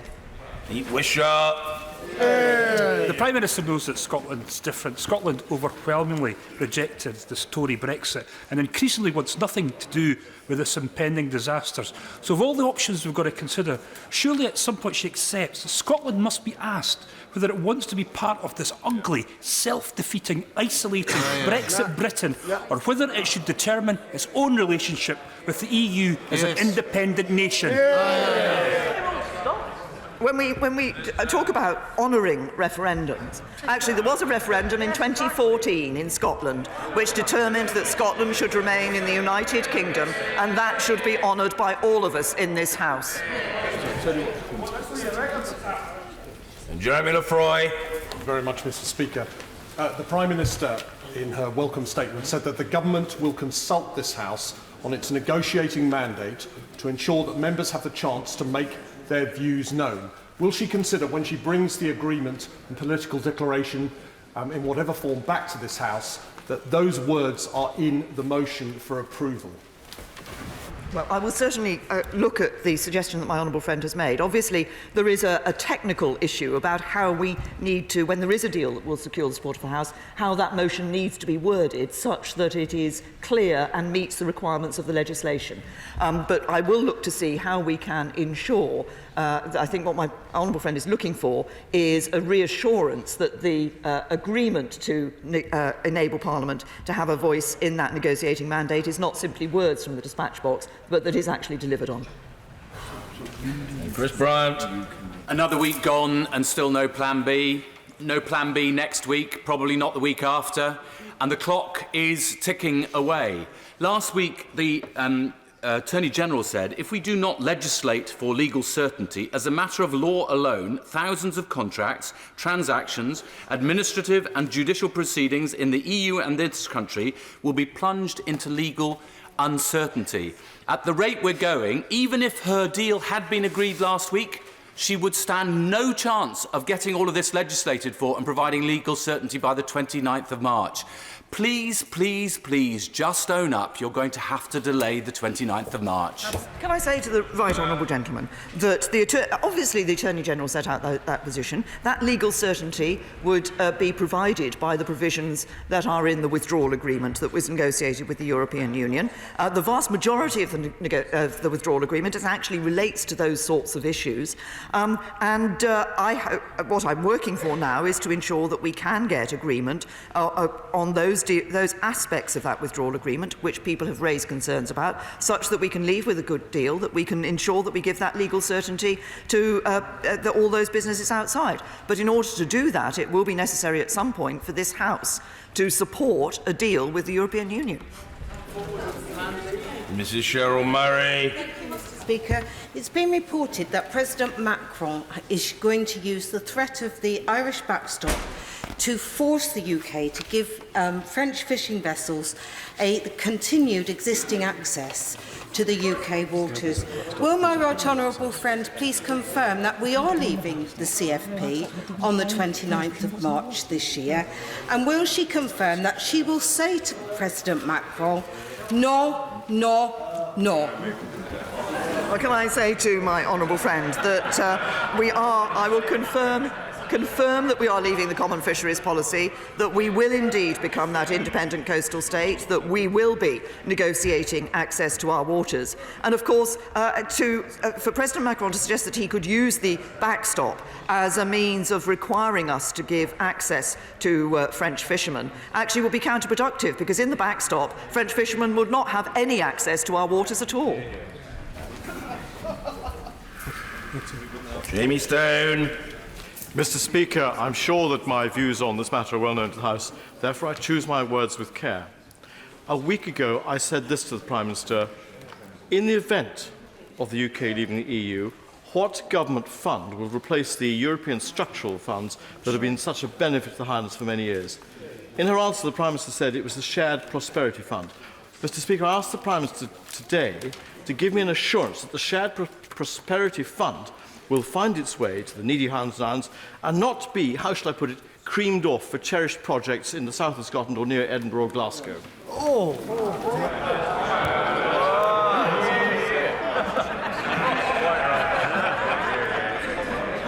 Can I say to the honourable gentleman that I will leave him to debate the issue of which parts of Scotland require the funding. But the point of the Shared Prosperity Fund is to ensure that we tackle inequalities between communities.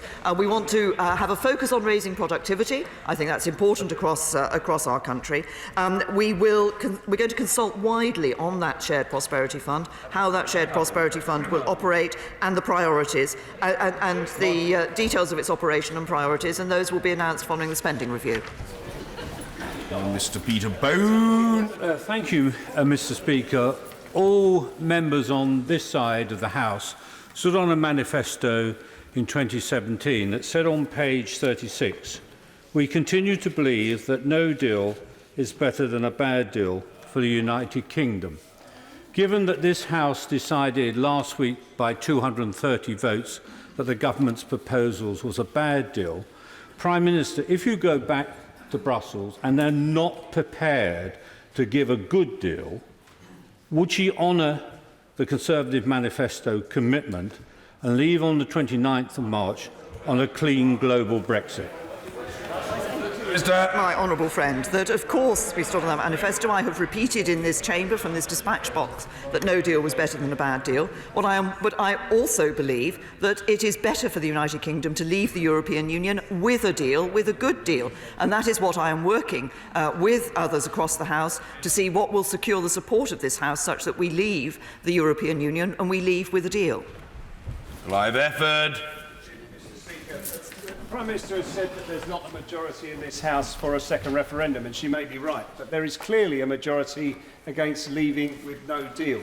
So is she saying to the House that rather than provide extra time in order to secure a deal that can pass this House, she will crash us out with no deal on the 29th of March? Good question. Is that if the House doesn't want to leave with no deal, then the House has to come together and agree the deal that will secure the support of the House, and that's what we're working on. Helen Whately. The Leader of the Opposition has told us he would rule out no deal, but he's also said he'll rule in a second referendum. It seems to me that his support for unilateral disarmament is rather similar to his approach to Brexit negotiations. Yeah. Can I thank my right friend, the Prime Minister, for, by contrast, sticking to her guns? Thank my honourable friend for pointing that out. I think it is very important that the government delivers for people and that we continue to deliver. And it is interesting that I think the Leader of the Opposition, although the Shadow Trade Secretary has made a reference to the Labour Party's position on the second referendum, I don't think the Leader of the Opposition has actually identified what he believes in relation to a second referendum. Christine Jardine. Thank you very much, Mr. Speaker. Earlier, the Prime Minister said that to extend Article 50 would just be to defer the moment of decision. Would the Prime Minister not agree that in the current situation, where there's no consensus in the House, it's very difficult to know what the will of the people is now, 2.5 years down the road, amid this chaos, lack of leadership and indecision, that perhaps deferring that moment of decision is exactly what we need, and she should consider extending Article 50. The people made their will clear that we should leave the European Union. It is this House that now needs to identify the way in which we can leave the European Union with a deal that will benefit people across the United Kingdom. May I tell the Prime Minister that my constituents in Dover and Deal who voted Leave and Remain alike have got in contact to express concern that members of this House may be engaged in unconstitutional games and parliamentary tricks to delay or stop Brexit altogether. Will she confirm that whatever happens, we will leave the European Union on the 29th of March, and that she will not enable anyone in this House, and she will always align with the people against anyone in this House to ensure that the people's will and the referendum vote is carried through? Can I say to my honourable friend that I absolutely agree that we should be delivering on leaving the European Union, that we have been clear that that will be on the 29th of March, and that I think those who wish to use parliamentary procedure to try and reverse the vote of the British people need to think very carefully about what they are trying to do, because there is absolutely no doubt in my mind that this Parliament voted for that referendum, this Parliament voted to trigger Article 50, and therefore this Parliament should deliver on those votes. Diana Johnson. Mr. Speaker, with the clock ticking, and for us all to come together to agree a deal that delivers on the promises made in 2016 in the referendum campaign and rules out the disaster of a no deal, why is it exactly that the Prime Minister will not bring to this House indicative votes so she will then establish what the will of the House actually is? To the honourable lady, once again, there is a position that is set out very clearly in the legislation, which the government will do. We will bring a neutral motion to this House. That motion will be amendable. And can I also say to the honourable lady that what we are doing is working to see what is the deal that will secure the support of the House. Of course, it has to be a deal that we can negotiate with the European Union, because the agreement, a deal by definition, has to be agreed by both sides. I believe that's the right thing for this government to do, is to be working to listen to members across this House and to be working to find that deal that will secure support. Gareth Johnson. Does the Prime Minister agree with me that enforcing a second referendum would be the most arrogant thing that this Parliament could ever do? It would be totally wrong to effectively say to the people, you got it wrong last time, now go away and have another try. That referendum result, Mr. Speaker, wasn't some kind of take-note memo. It was an instruction to this House, and that instruction is just as valid today as it was the day after the referendum. My honourable friend is absolutely right. This House didn't say to the British people, have this vote and we might think whether or not we agree with it and will deliver on it. We said, it is your decision. The government leaflet that, government was campaigning for Remain, but the government leaflet that went out was clear that the result would be respected, and that's exactly what this Parliament should do. Thank you, Mr. Speaker. Mr. Speaker, the Prime Minister says she wants to reach out to civil society and trade unions. So may I gently suggest to her that over the course of the next week she reaches out to the Musicians' Union, and I declare my entry in the Register of Members' Interests, to find out from them what they think a future after Brexit should look like for touring musicians, but also that she listens to Remainers in general and to try and do her best to take into account what they think so that she can try to heal this very divided country.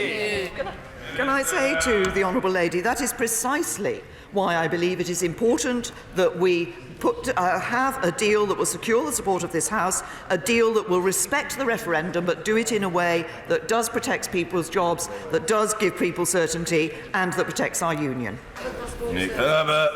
Thank you, Mr. Speaker. Is it not the case that 4/5 of members of this House voted to trigger Article 50? And in doing so, they consciously, though in perhaps some cases semi-consciously, accepted that no deal would be the default option if we did not leave with a deal.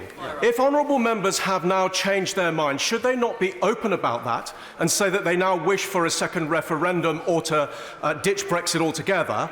And if they do not want that, and they do want an orderly Brexit, and they do want to prevent no deal, is not the only course open to them to agree a deal? My right honourable friend has set out with impeccable logic what the position is. It is indeed correct that 4/5 of this House voted to trigger Article 50. That was for a 2-year process which ends on the 29th of March this year. And if people want us to leave with a deal, they have to agree a deal.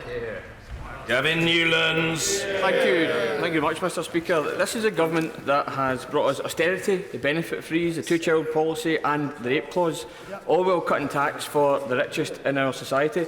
Yet she's got the temerity to claim it's a fundamental act of democracy, a second referendum that will undermine social cohesion in the UK. Can I ask the Prime Minister, what evidence does she have for this assertion?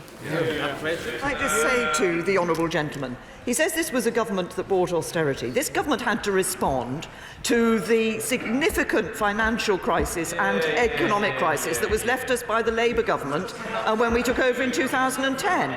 And this is this government that is bringing an end to austerity and ensuring that we will see our debt come down, ensure that we have and continue to maintain lower taxes for people. I notice it's the Scottish government that has actually been increasing taxes on people in Scotland. They might want to think very carefully about that before they talk about the impact on people. Martin Vickers.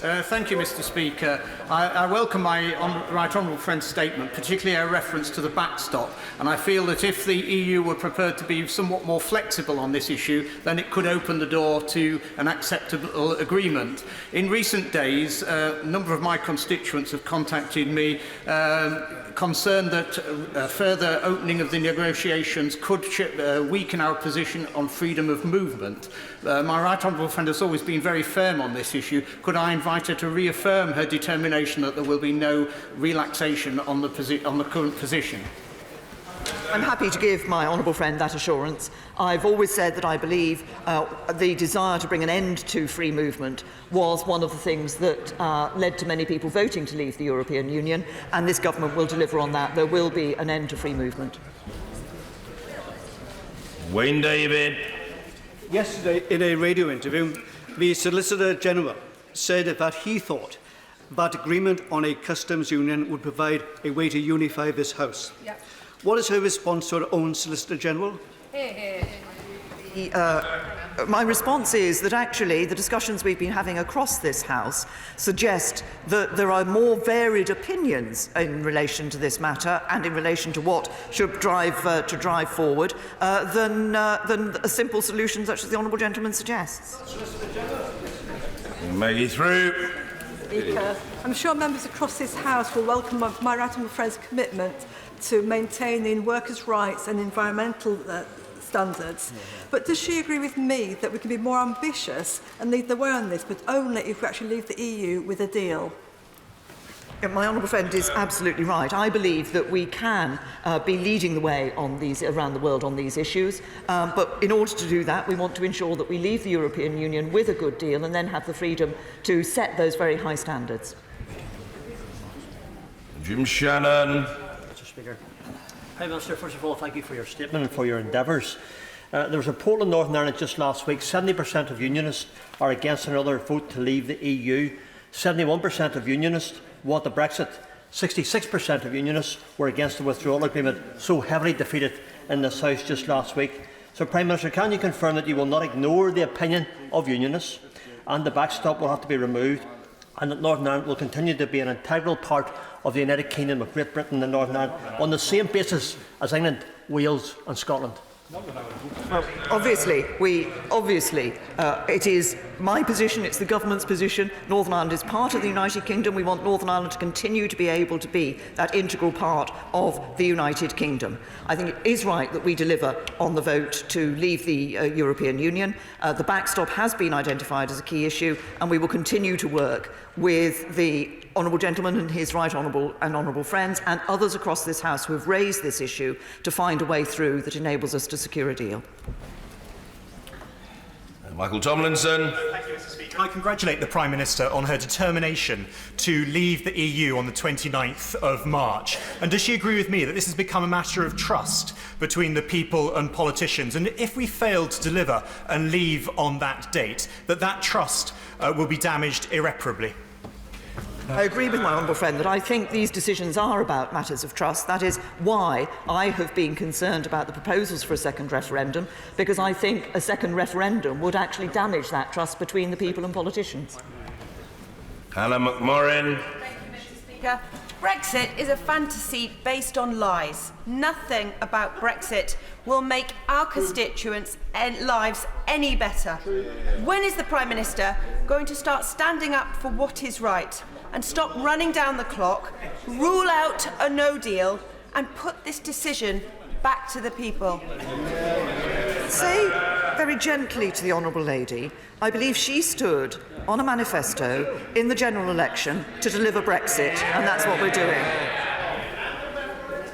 Tim Lawton. Mr. Speaker, in warmly welcoming the Prime Minister's announcement about waiving visa fees, will she give assurances that the Home Office won't seek to recoup the cost by jacking up visa and asylum costs elsewhere? And in response to some of the points opposite, does she agree with me that it's just not compatible for any honourable member or any party which undertook to respect the result of the referendum in their 2017 manifesto now to claim they support a second vote which includes the option completely to disrespect by overturning the first one? Yeah. Well, can I say to my honourable friend that I absolutely agree with. First of all, we will ensure, obviously, as I've said, those fees will be waived, and those who have already applied or are applying during the pilot will have their fees reimbursed.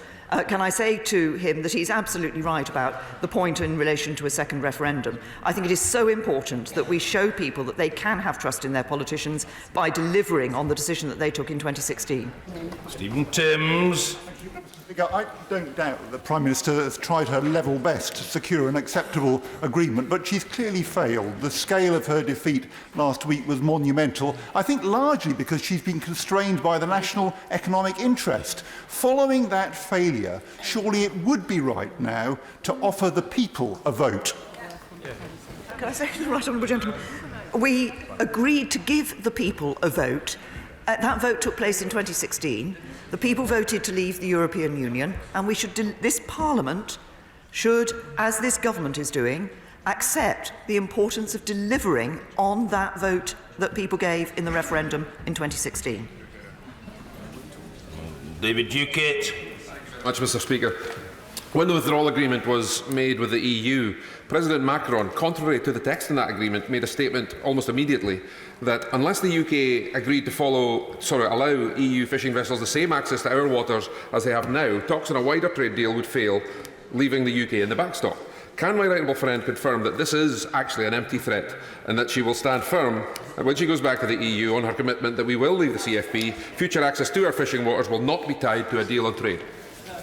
Yes, well, I can give my honourable friend that reassurance, and in fact, what is clear, it is clear in the political declaration that the issue of access to fishing waters is separate from the issue of access, market access for trade. And I'm also clear that we will ensure that we leave the common fisheries policy, that we become that independent coastal state, and that we will be negotiating access to our waters in the future. Rhys Stevens. Mr. Speaker, the Prime Minister before Christmas assured me in the House that there was adequate civil servants in each government department dealing with Brexit. So can she explain why the Health and Social Care Department, according to a parliamentary answer, has 385 less civil servants than it did on the 23rd of June 2016? And what does that mean for medical supplies going forward in the event of a no-deal Brexit? I say to the honourable gentleman that the 2 points he's raised are not linked. First of all, in relation to the issue of medical supplies, the Department for Health and Social Care has been working with pharmaceutical companies and others to ensure that arrangements are in place so that medical supplies will be available in the event that we leave with no deal. The government's position is that we want to leave with a deal. That's what we're working on finding a way of the deal that will secure the support of this House. Richard Drax. Thank you, Mr. Speaker. Forgive my voice. But does my right honourable friend agree with me that if we have to leave with no deal, we're more likely to find a far more conciliatory EU after we have left than we are finding in it? And of the honourable gentleman's indisposition, but I hope you'll take it in the right spirit if I say that there is a husky intelligibility about him. The Prime Minister. I'm not sure it would be appropriate for me to comment on my honourable friend's husky intelligibility at this point, Mr. Speaker. But can I say to my honourable friend that I believe that it is important for this country to continue to have good relations with the European Union once we have left. And I believe that working to leave with a deal which is agreed by both sides will actually help that. There are elements, people have focused on the backstop in the withdrawal agreement and focus often on the trade aspects, the security aspects, the continuing arrangements that we will have with the European Union to enable that we can continue to work together on matters like dealing with terrorism and organised crime, I think will be important in the future. Paul Sweeney. Thank you, Mr. Speaker. Time marches mercilessly on towards the 29th of March, and it's not beyond the realm of possibility, given the current trajectory, that we'll end up in a situation on the 28th of March where the Prime Minister will have failed to agree a deal, but she will also have failed to negotiate an extension to Article 50. So she'll be faced with two options: either to see the United Kingdom crash out with no deal, or to revoke Article 50. Only one of those in that situation would be in the national interest. So what choice would the Prime Minister take? I say to the honourable gentleman that what I'm working to is ensuring that we can agree a deal with the European Union that will secure the support of this House such that we leave on the 29th of March, but we do it with a deal. Nigel Huddleston. Thank you, Mr. Speaker. Does the Prime Minister agree that the first rule of politics is turn up?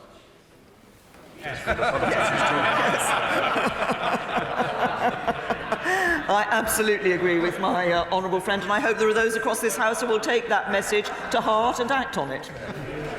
Dr. Rupa Huq. Thank you, Mr. Speaker. The fact that the Prime Minister is here at all before us today to explain her Plan B that looks suspiciously like Plan A, the fact that we had a meaningful vote at all, and let's not forget, Mr. Speaker, these are only because she was compelled to do so by backbench actions, not because of her own goodwill. And I feel the goodwill is slipping away as well as time. Can I suggest to her, to prevent the old strong and stable becoming scared of scrutiny, to win back goodwill from members on both sides of this House, including many of her own ministers, can she just rule out no deal now? Where there is a will, there is a way. Can I say to the honourable lady that she might just care to look at the record in Hansard, and she will see that far from being compelled to come to this House to give statements on the matter of Brexit, I have regularly come to this House to give statements on the matter of Brexit. I think the calculation was that certainly between October and Christmas, it was 24 hours. I have given more hours since to this House in relation to debates and statements. I have not been reluctant to come to this House to answer questions from members of this House on the issue of Brexit. Rachel McLean. Speaker, last Friday, 50 of my Redditch constituents joined me here in Parliament on the bus tour, and we held our own series of indicative votes, Mr Speaker. And out of all the options, the option that was overwhelmingly preferred was to leave the EU with the Prime Minister's deal. But when I asked if anyone had changed their mind from leave or remain or leave, not a single hand went up. So doesn't the Prime Minister think it's amazing that there are members opposite who think they know more about what's in my constituents' minds than my constituents? Absolutely. Can I say to my honourable friend, she is a very assiduous constituency member of Parliament, and I note that she takes every effort to make sure that she does know the minds of her constituents, and she's very clear, I think, from that we should be leaving, and we should be leaving with a deal. Why does the Prime Minister continue to claim that the only way to rule out no deal is either to vote for her deal or to revoke Article 50? She knows that is not the case. A third way is to put her deal to the people in a people's vote and let them choose between her deal and staying in the European Union. Why won't she admit that?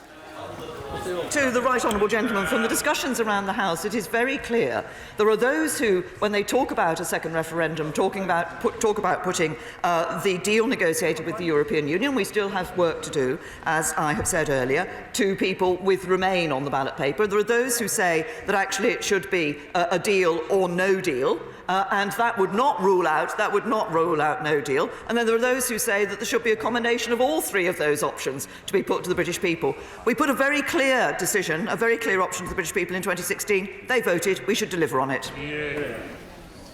Dr. Caroline Johnson. The Prime Ministers and others this afternoon have talked about Manifesto commitments. In our Conservative Manifesto, it said, as we leave the EU, we will no longer be members of a customs union. Can my right honourable friend confirm that that is still her intention?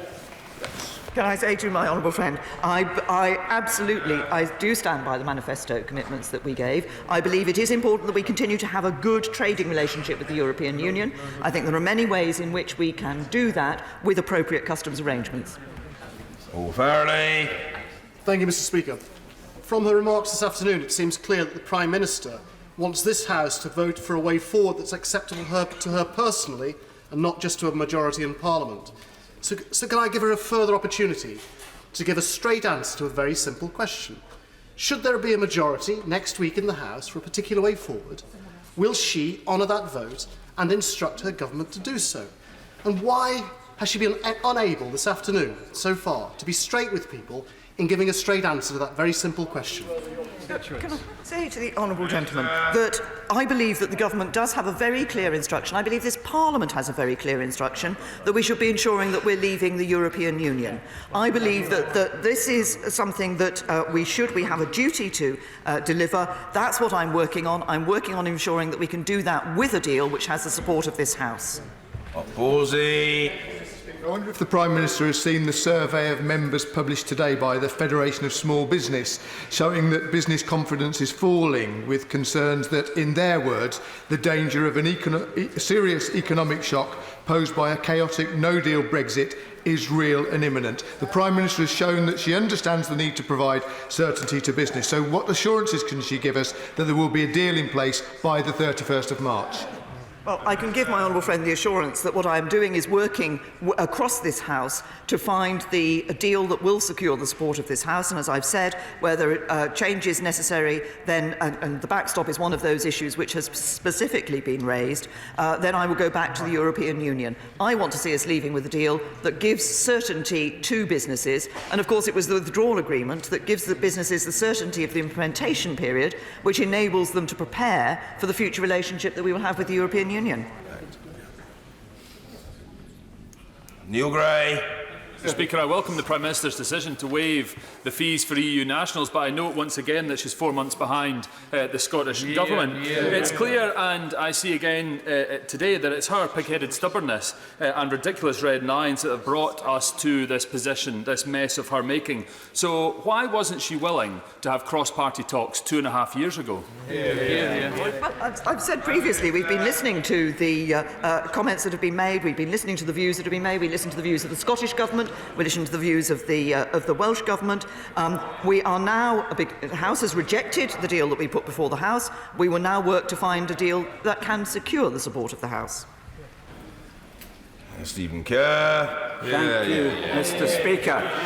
Does my right honourable friend agree that everyone who values our precious union in this House should remember that the Scottish nationalists will seek to take full advantage of any failure of this House to deliver an orderly Brexit to break up our United Kingdom, and that we should all redouble our efforts to find a way forward that protects and strengthens the United Kingdom? Yes, I absolutely agree with my honourable friend. And I also say I think what we have seen, what we see in this House, what we have seen in recent weeks, is the Scottish nationalists again having only one interest, which is trying to break up our United Kingdom.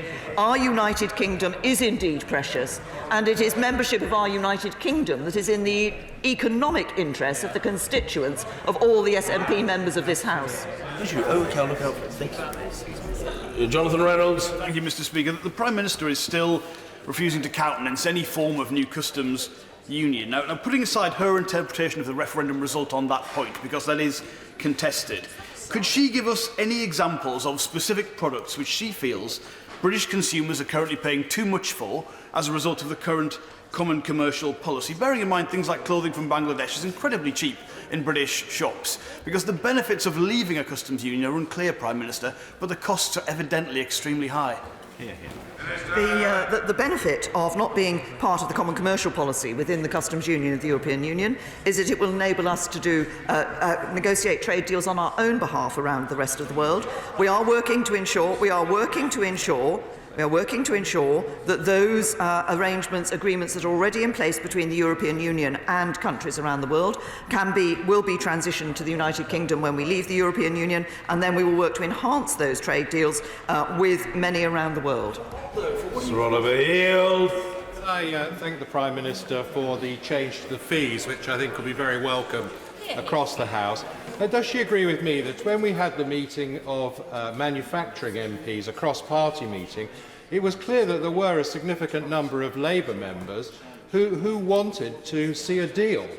And does she agree with me that it's really for the Leader of the Opposition to actually try and represent his colleagues, and he should go to the meeting? It's time to talk across the aisle. Can I thank my right honourable friend for pointing that out? It is indeed the case that there were many Labour members at that meeting who wanted to see us leaving with a deal. I have invited the Leader of the Opposition to come to talk to me about how we can find a deal that actually secures the support across this House, and I think in representing his members he should be willing to talk. Brendan O'Hara. Thank you, Mr. Speaker. Despite last week's historic defeat, the Prime Minister still seems hell-bent on indulging on an ill-conceived and potentially catastrophic game of Russian roulette with the lives of millions of people. But why, given the impasse that we're in and with time running out, why is the Prime Minister so fearful of having meaningful talks without preconditions with others in this place, talks that can include ruling out a no deal, extending Article 50 and the possibility of a second referendum? Why is she so fearful of having those talks? We've not been fearful of having talks. We have invited people to talks without preconditions. But as I said to the honourable gentleman, if he's talking about ruling out no deal, there are only the two ways to rule out no deal. Either we stay in the European Union or we have a deal. I want to see those talks so that we can ensure that we have a deal. Dan Jarvis. In her statement, the Prime Minister said that she would look for further ways to engage regional representatives in England, and I declare an interest as one of them. What I haven't heard her say today or on other occasions is how she thinks we can reset the relationship between Westminster and the rest of the country. How does the Prime Minister think that we can do this, and what's she going to do to ensure that people right around our country feel that they can take control of their own lives and their own futures?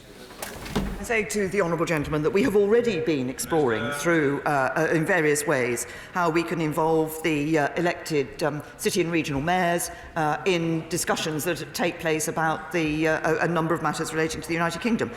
When it comes to the Shared Prosperity Fund, he will be able to input to that consultation and any views he might have as to about how we can ensure that all parts of the United Kingdom are, the views of all parts of the United Kingdom are reflected in that. Grine Davis.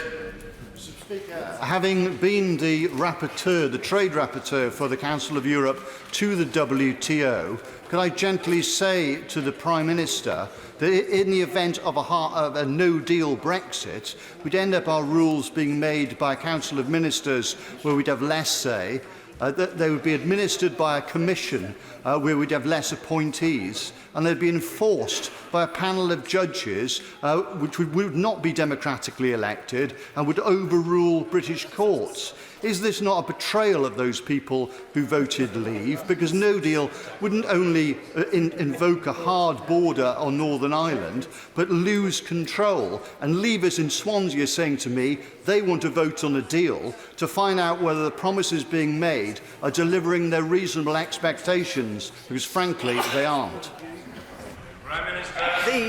If the expectations of ensuring that we can have a smooth and orderly Brexit, that we can deliver those opportunities in Brexit, I believe are best delivered by having a deal. The work that we're doing currently is to see what we can have as a deal which will secure the support of this House. But it will be for members of this House, once again, to think about what they say to their constituents if they fail to support a deal that enables us to leave in that smooth and orderly way. Dr. Lisa Cameron. Many thanks, Mr. Speaker. Given that the Prime Minister is engaged in protracted discussions with the EU and members of this House on the backstop, which seems to have been going on as long as I can remember now and is likely to be going on for some time, it seems that it's likely that there's going to require to be an extension to Article 50. So will she be raising this with the EU when she meets with them? And by which date, in order to get a deal, does she believe that Parliament would have to agree, or else there would require to be that extension? The honourable lady's question has within it certain assumptions about what is going to happen. I am working to ensure that we can get a deal across the House. I hope that all parties across this House will be prepared to enter those talks and to work with us to ensure that we can have a deal that secures the support of the House. Jed Killen. Thank you, Mr. Speaker. I welcome the decision to waive the fee for the EU settlement scheme, even if it should never have been implemented in the first place. But I've spoken to several EU citizens who are completely unaware of this scheme, and there are already problems with it being reported. Does the Prime Minister agree with EU citizens groups who are saying the government communication around this scheme is inadequate and that vulnerable people unable to prove their right to be in this country could face problems in the future? In working very closely with groups like the 3 Million Group to ensure that we do get that message out about the scheme for those EU citizens who currently live here, that we get out the message about the rights that those citizens have. Of course, those rights were enshrined in the withdrawal agreement, which was rejected by this House last week. But we will continue to work to communicate to people what the scheme is, what the requirements are in terms of being able to show their status and get that settlement status, and also, obviously, to make sure that people know the decision that's been taken in relation to the fee. Thank you, Mr. Speaker. Both Dundee University and Abertay University, my city of Dundee, will be horrified to learn today that a no-deal scenario is still on the table. Indeed, university leaders have united to tell the Prime Minister that a no-deal Brexit could lead to, and I quote, an academic, cultural and scientific setback from which it would take decades to recover. Which part of that does the Prime Minister not understand? You're not voting for it. Can I say to the honourable gentleman, if he is concerned about the universities within his constituency and the views that they have about no deal, if he is concerned about the potential impact of no deal, then he needs to ensure that we leave the European Union with a deal. And part of that is we're working to ensure we get a deal that can be supported across the House. And I assume from what he said that when a deal comes back to this House, he will support it. Debbie Abrahams. Prime Minister has said that she's listening, but I've seen absolutely no evidence that she's actually hearing what people are saying. On the indicative votes, if I could push the Prime Minister on this point, she said she's not prepared to table any indicative votes. What will she do with the motions that are, the amendments that are being put to her motion around a no deal, around extending Article 50? And if I could also ask the Prime Minister about her views on a citizens' assembly. Minister. Of course, if people put amendments down to the motion, which of those amendments would be subject to a vote of this, subject to debate and a potential vote of this House, would be a matter for Mr. Speaker. It is the Speaker's decision as to which amendments are chosen. And in relation to the question, I think, as I said, as we go forward in this process, as we look to the, as we're negotiating that detail of the future relationship with the European Union across many areas, which affect not just businesses, not just citizens, civil society, trade unions, those involved in security matters, we will be looking to see how we can work with those, with people to enable their voice to be heard. Peter Grant. Thank you, Mr. Speaker. I welcome the Prime Minister's renewed commitment to the Good Friday Agreement and look forward to seeing the results of the inquiry into Fitch Cabinet member, because it could only have been a Cabinet member who briefed the press exactly the opposite earlier on today. But given that 70% plus of the people of Northern Ireland voted for the Good Friday Agreement, does the Prime Minister intend to have discussions with the political parties in Northern Ireland that represent that 70% majority, or does she intend to decide what's best for Northern Ireland based purely on the views of the only party in that country that wanted the Good Friday Agreement to fail? Prime Minister. Can I say to the honourable gentleman, we speak regularly. Both I and indeed the Secretary of State for Northern Ireland regularly speaks with all the political parties in Northern Ireland. Christian Matheson.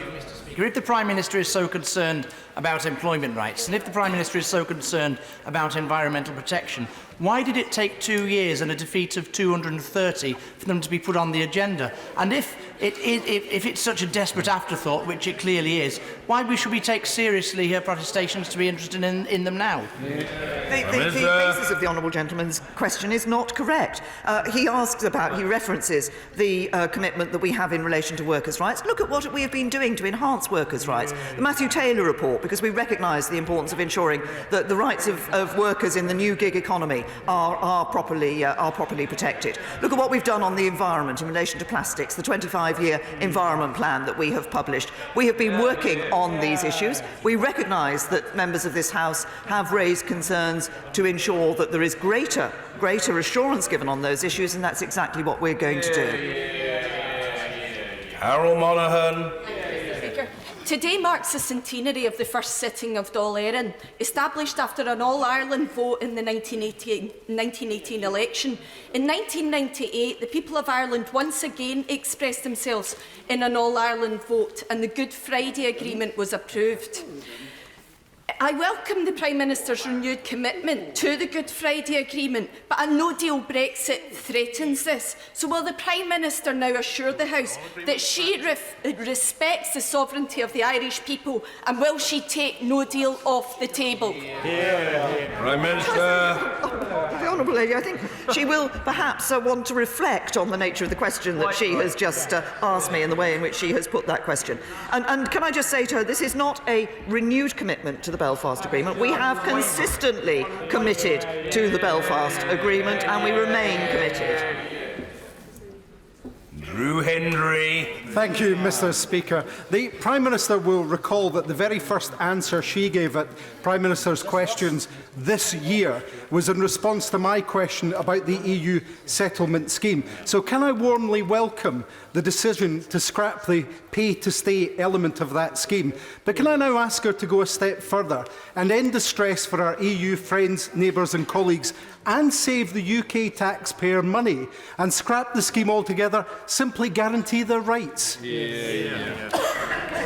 Honourable gentleman, we are guaranteeing their rights, but we want to ensure that those EU citizens are able in future to show that they have that settled status here in the United Kingdom. That's why the scheme is so important.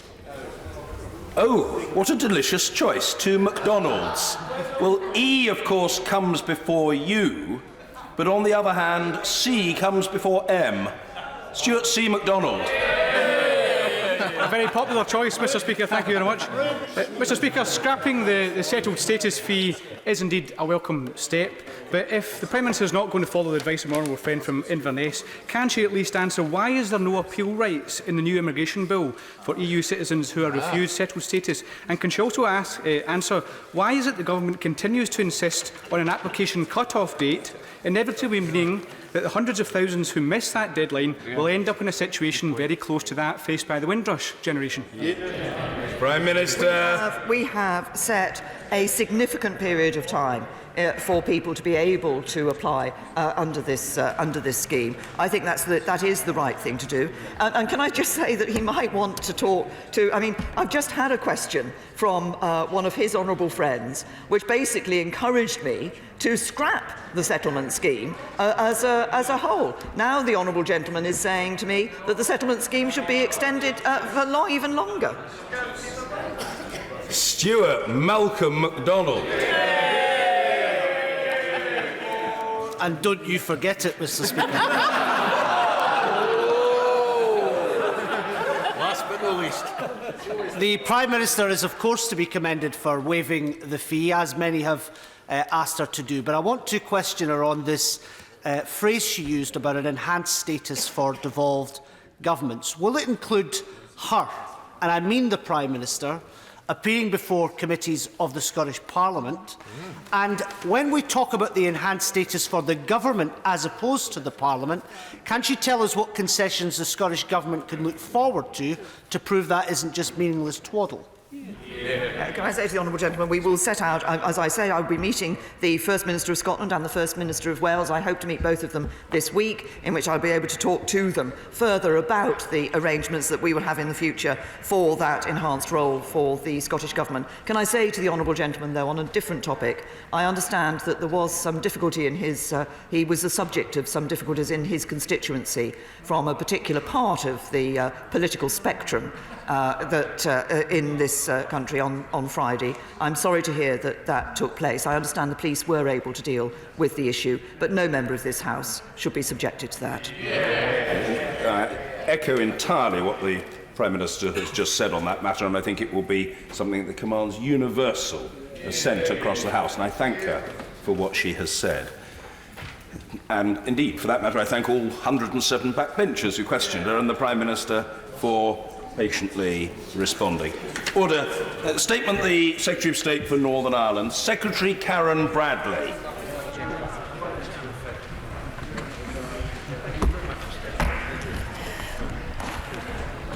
With permission, Mr Speaker, I wish to make a statement to the House following the terrorist attack in Londonderry on Saturday evening. As the people of the city and those visiting were making the most of the renowned hospitality on offer, a crude, unsophisticated but dangerous explosive device detonated as brave PSNI officers were clearing the area. CCTV released by the PSNI shows teenagers and others passing by only minutes before the device detonated. It is sobering to think that a truly sickening outcome by those responsible was only narrowly averted. Firstly, I would like to pay tribute to the police and other emergency services who responded so magnificently in the immediate aftermath of the attack. It was through their urgent actions that we are not facing circumstances where there could have been casualties or even fatalities. A nearby hotel was busy. A fundraising event was taking place in a hall adjacent to where the device exploded. And elderly residents in sheltered accommodation were all within yards of the explosion. Those who planned this attack and who placed this crude device in a busy city centre have absolutely no regard for the people who live and work there. Mr Speaker, honourable and right honourable members will be aware that there are a number of security alerts ongoing in Derry Londonderry today, and we are being kept informed of developments by PSNI, who are working hard, along with other agencies, to ensure that this sort of mindless disruption is minimised. But, Mr Speaker, let us be clear. Those behind the attack will never succeed. Londonderry is a city that has thrived since the signing of the Belfast Good Friday Agreement 20 years ago. Everyone can see that. and one that will continue to grow and develop despite the actions of those who seek to sow discord and division. And that's why, Mr. Speaker, the City has sent a clear message in the wake of this attack. These people and these actions have no place in their city. Political leaders, the business sector, those offering hospitality to a growing number of visitors to Northern Ireland have all spoken out to challenge those who seek to continue with these violent and futile acts. The wider community in the city have also united their voices in condemnation. We should all listen carefully to what they say. And to be clear, Mr. Speaker, the city remains open for business. Londonderry's Chamber of Commerce condemned the attack, but were clear that it would not deter us from opening today and getting on with the job. The bottom line is that voices across the political, business and community spectrum are united. This is intolerable violence which has absolutely no place in our society. We all want to look forward and build a peaceful future for Northern Ireland. The small number of people responsible for this attack have absolutely nothing to offer Northern Ireland and will not prevail. Violent, dissident Republican terrorists operate in relatively small, disparate groupings. Their campaign of hatred and violence is unfortunately nothing new. Law enforcement pressure has reduced the number of national security attacks in Northern Ireland. In 2018, there was only one national security attack, compared to 5 in 2017, 4 in 2016, and a total of 16 attacks in 2015. Although there has been a reduction in the overall number of national security attacks in recent years, vigilance in the face of this continuing threat remains essential. The current Northern Ireland-related terrorism or NERT threat to Northern Ireland is severe, which means an attack is highly likely. And this attack does not change this threat level. While there have been many successes by the police and others, it is clear dissidents remain intent on killing. In attempting to impose their unwanted control on people across Northern Ireland, these groupings also choose to ignore democracy and consent principles that have been and will continue to be central to the political process. The Government has consistently made clear that terrorism will not succeed, and tackling it continues to be of the highest priority. We are determined to keep people safe and secure across the whole of our United Kingdom. Derry is a vibrant city with a bustling economy and an exciting arts and cultural scene, as demonstrated in 2013 when it was the UK's City of Culture. Success breeds success. That is also why this Government has backed Londonderry and will continue to do so. Building upon the £350 million commitment we've made towards a Belfast City deal, the UK Government is equally committed to delivering a comprehensive package of economic support for Derry and Strabane.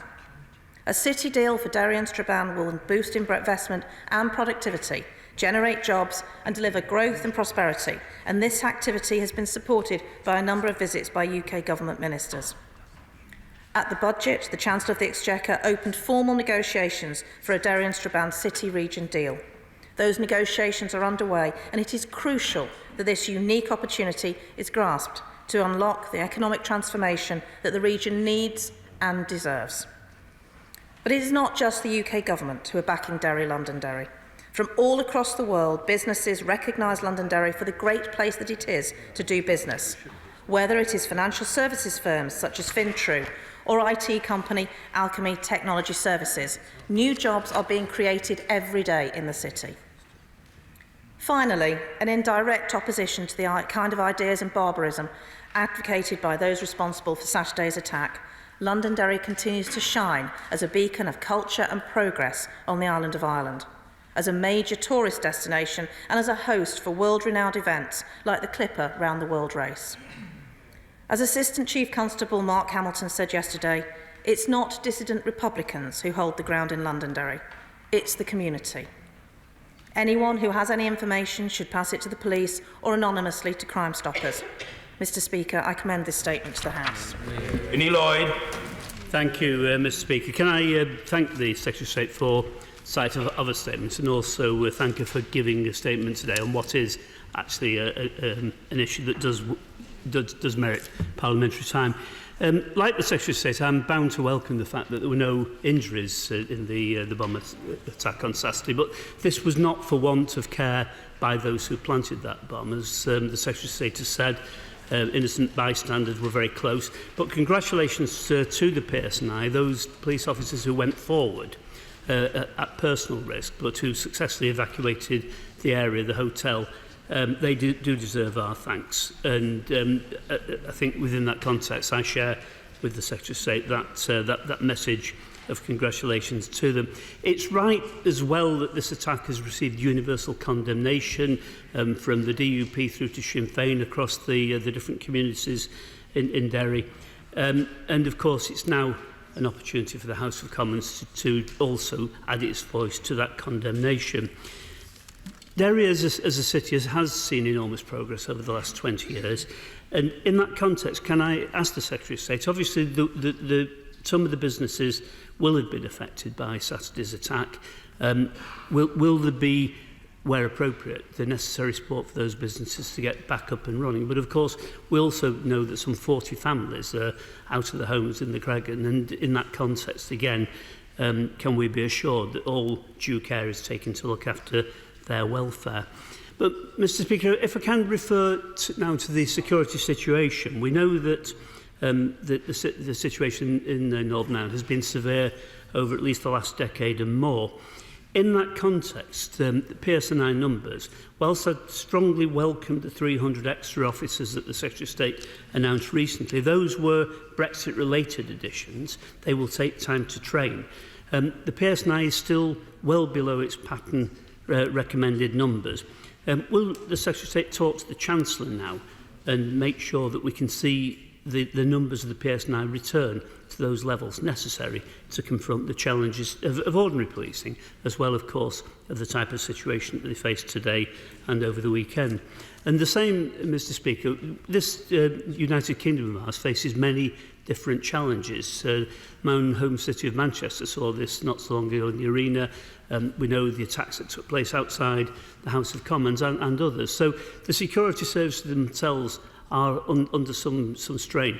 She will not want to comment directly on the security services, but can we have an assurance that, as far as Northern Ireland goes in particular, that we've got an adequacy of those security personnel?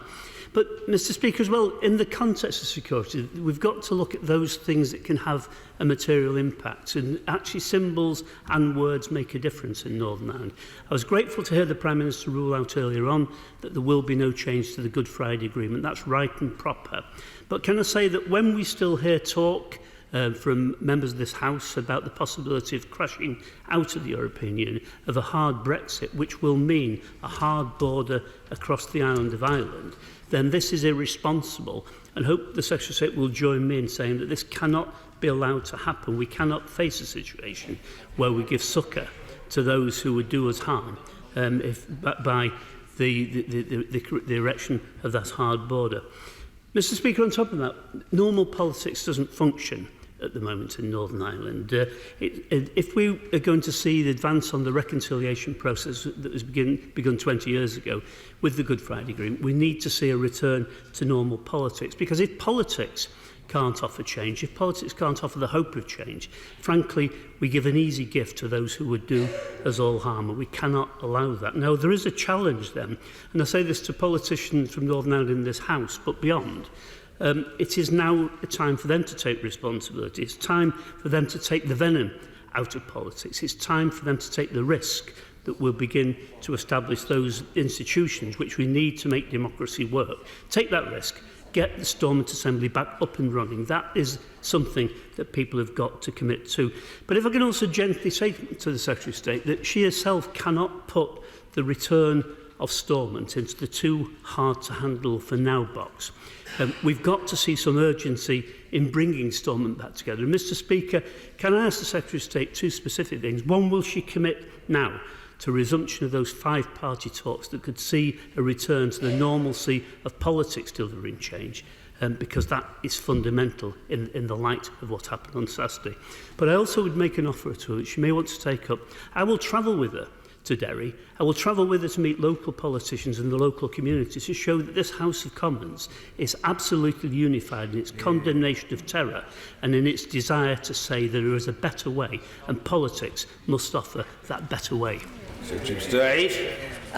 Thank you, Mr Speaker, and can I thank the Shadow Secretary of State for his comments, including his thanks to PSNI and also his steadfastness in the universal condemnation of everyone in this House of the act that we saw on Saturday night and on other activities. And I will be visiting the North West again soon, as I do regularly, but I will check my diary and see if we can do some sort of joint visit, because it looks like more than one wants to come. But I think he makes a good point that it makes a very clear message to people across Northern Ireland about the commitment of this House to their safety, their security and their prosperity.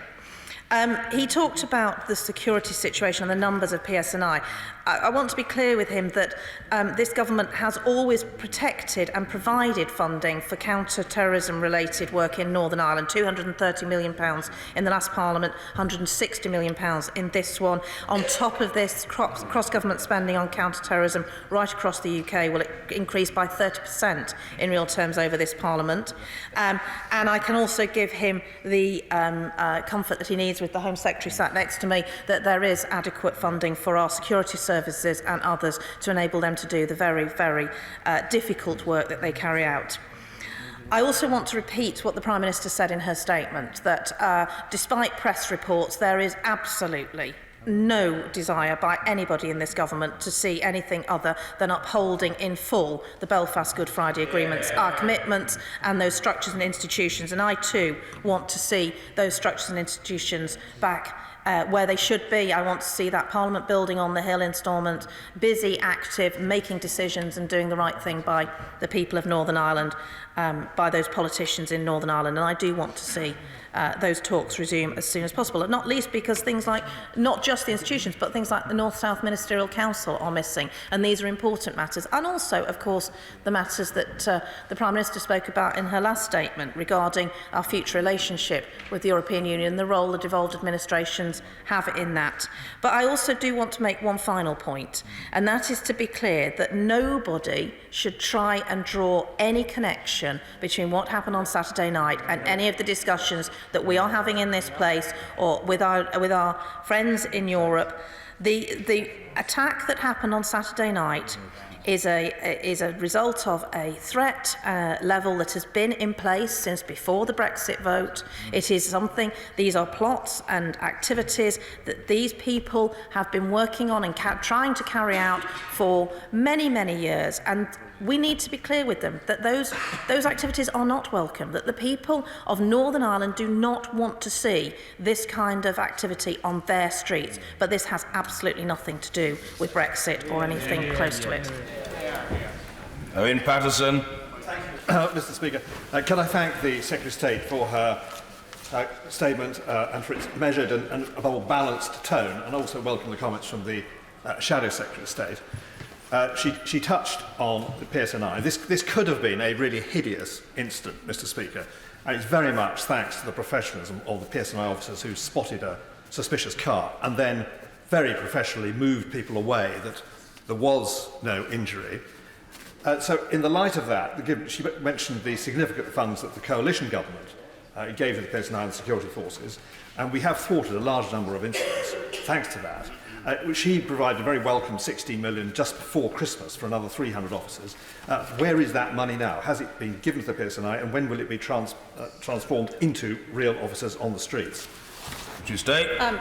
Mr Speaker, can I thank my right honourable friend who has such significant experience and knowledge of Northern Ireland, and he is right to pay credit to the PSNI. I've spoken to the Chief Constable a couple of times over the last few days, inevitably, and I too have paid tribute to those officers, those individual officers who turned up for what they believed would be a normal Saturday evening shift to find themselves confronted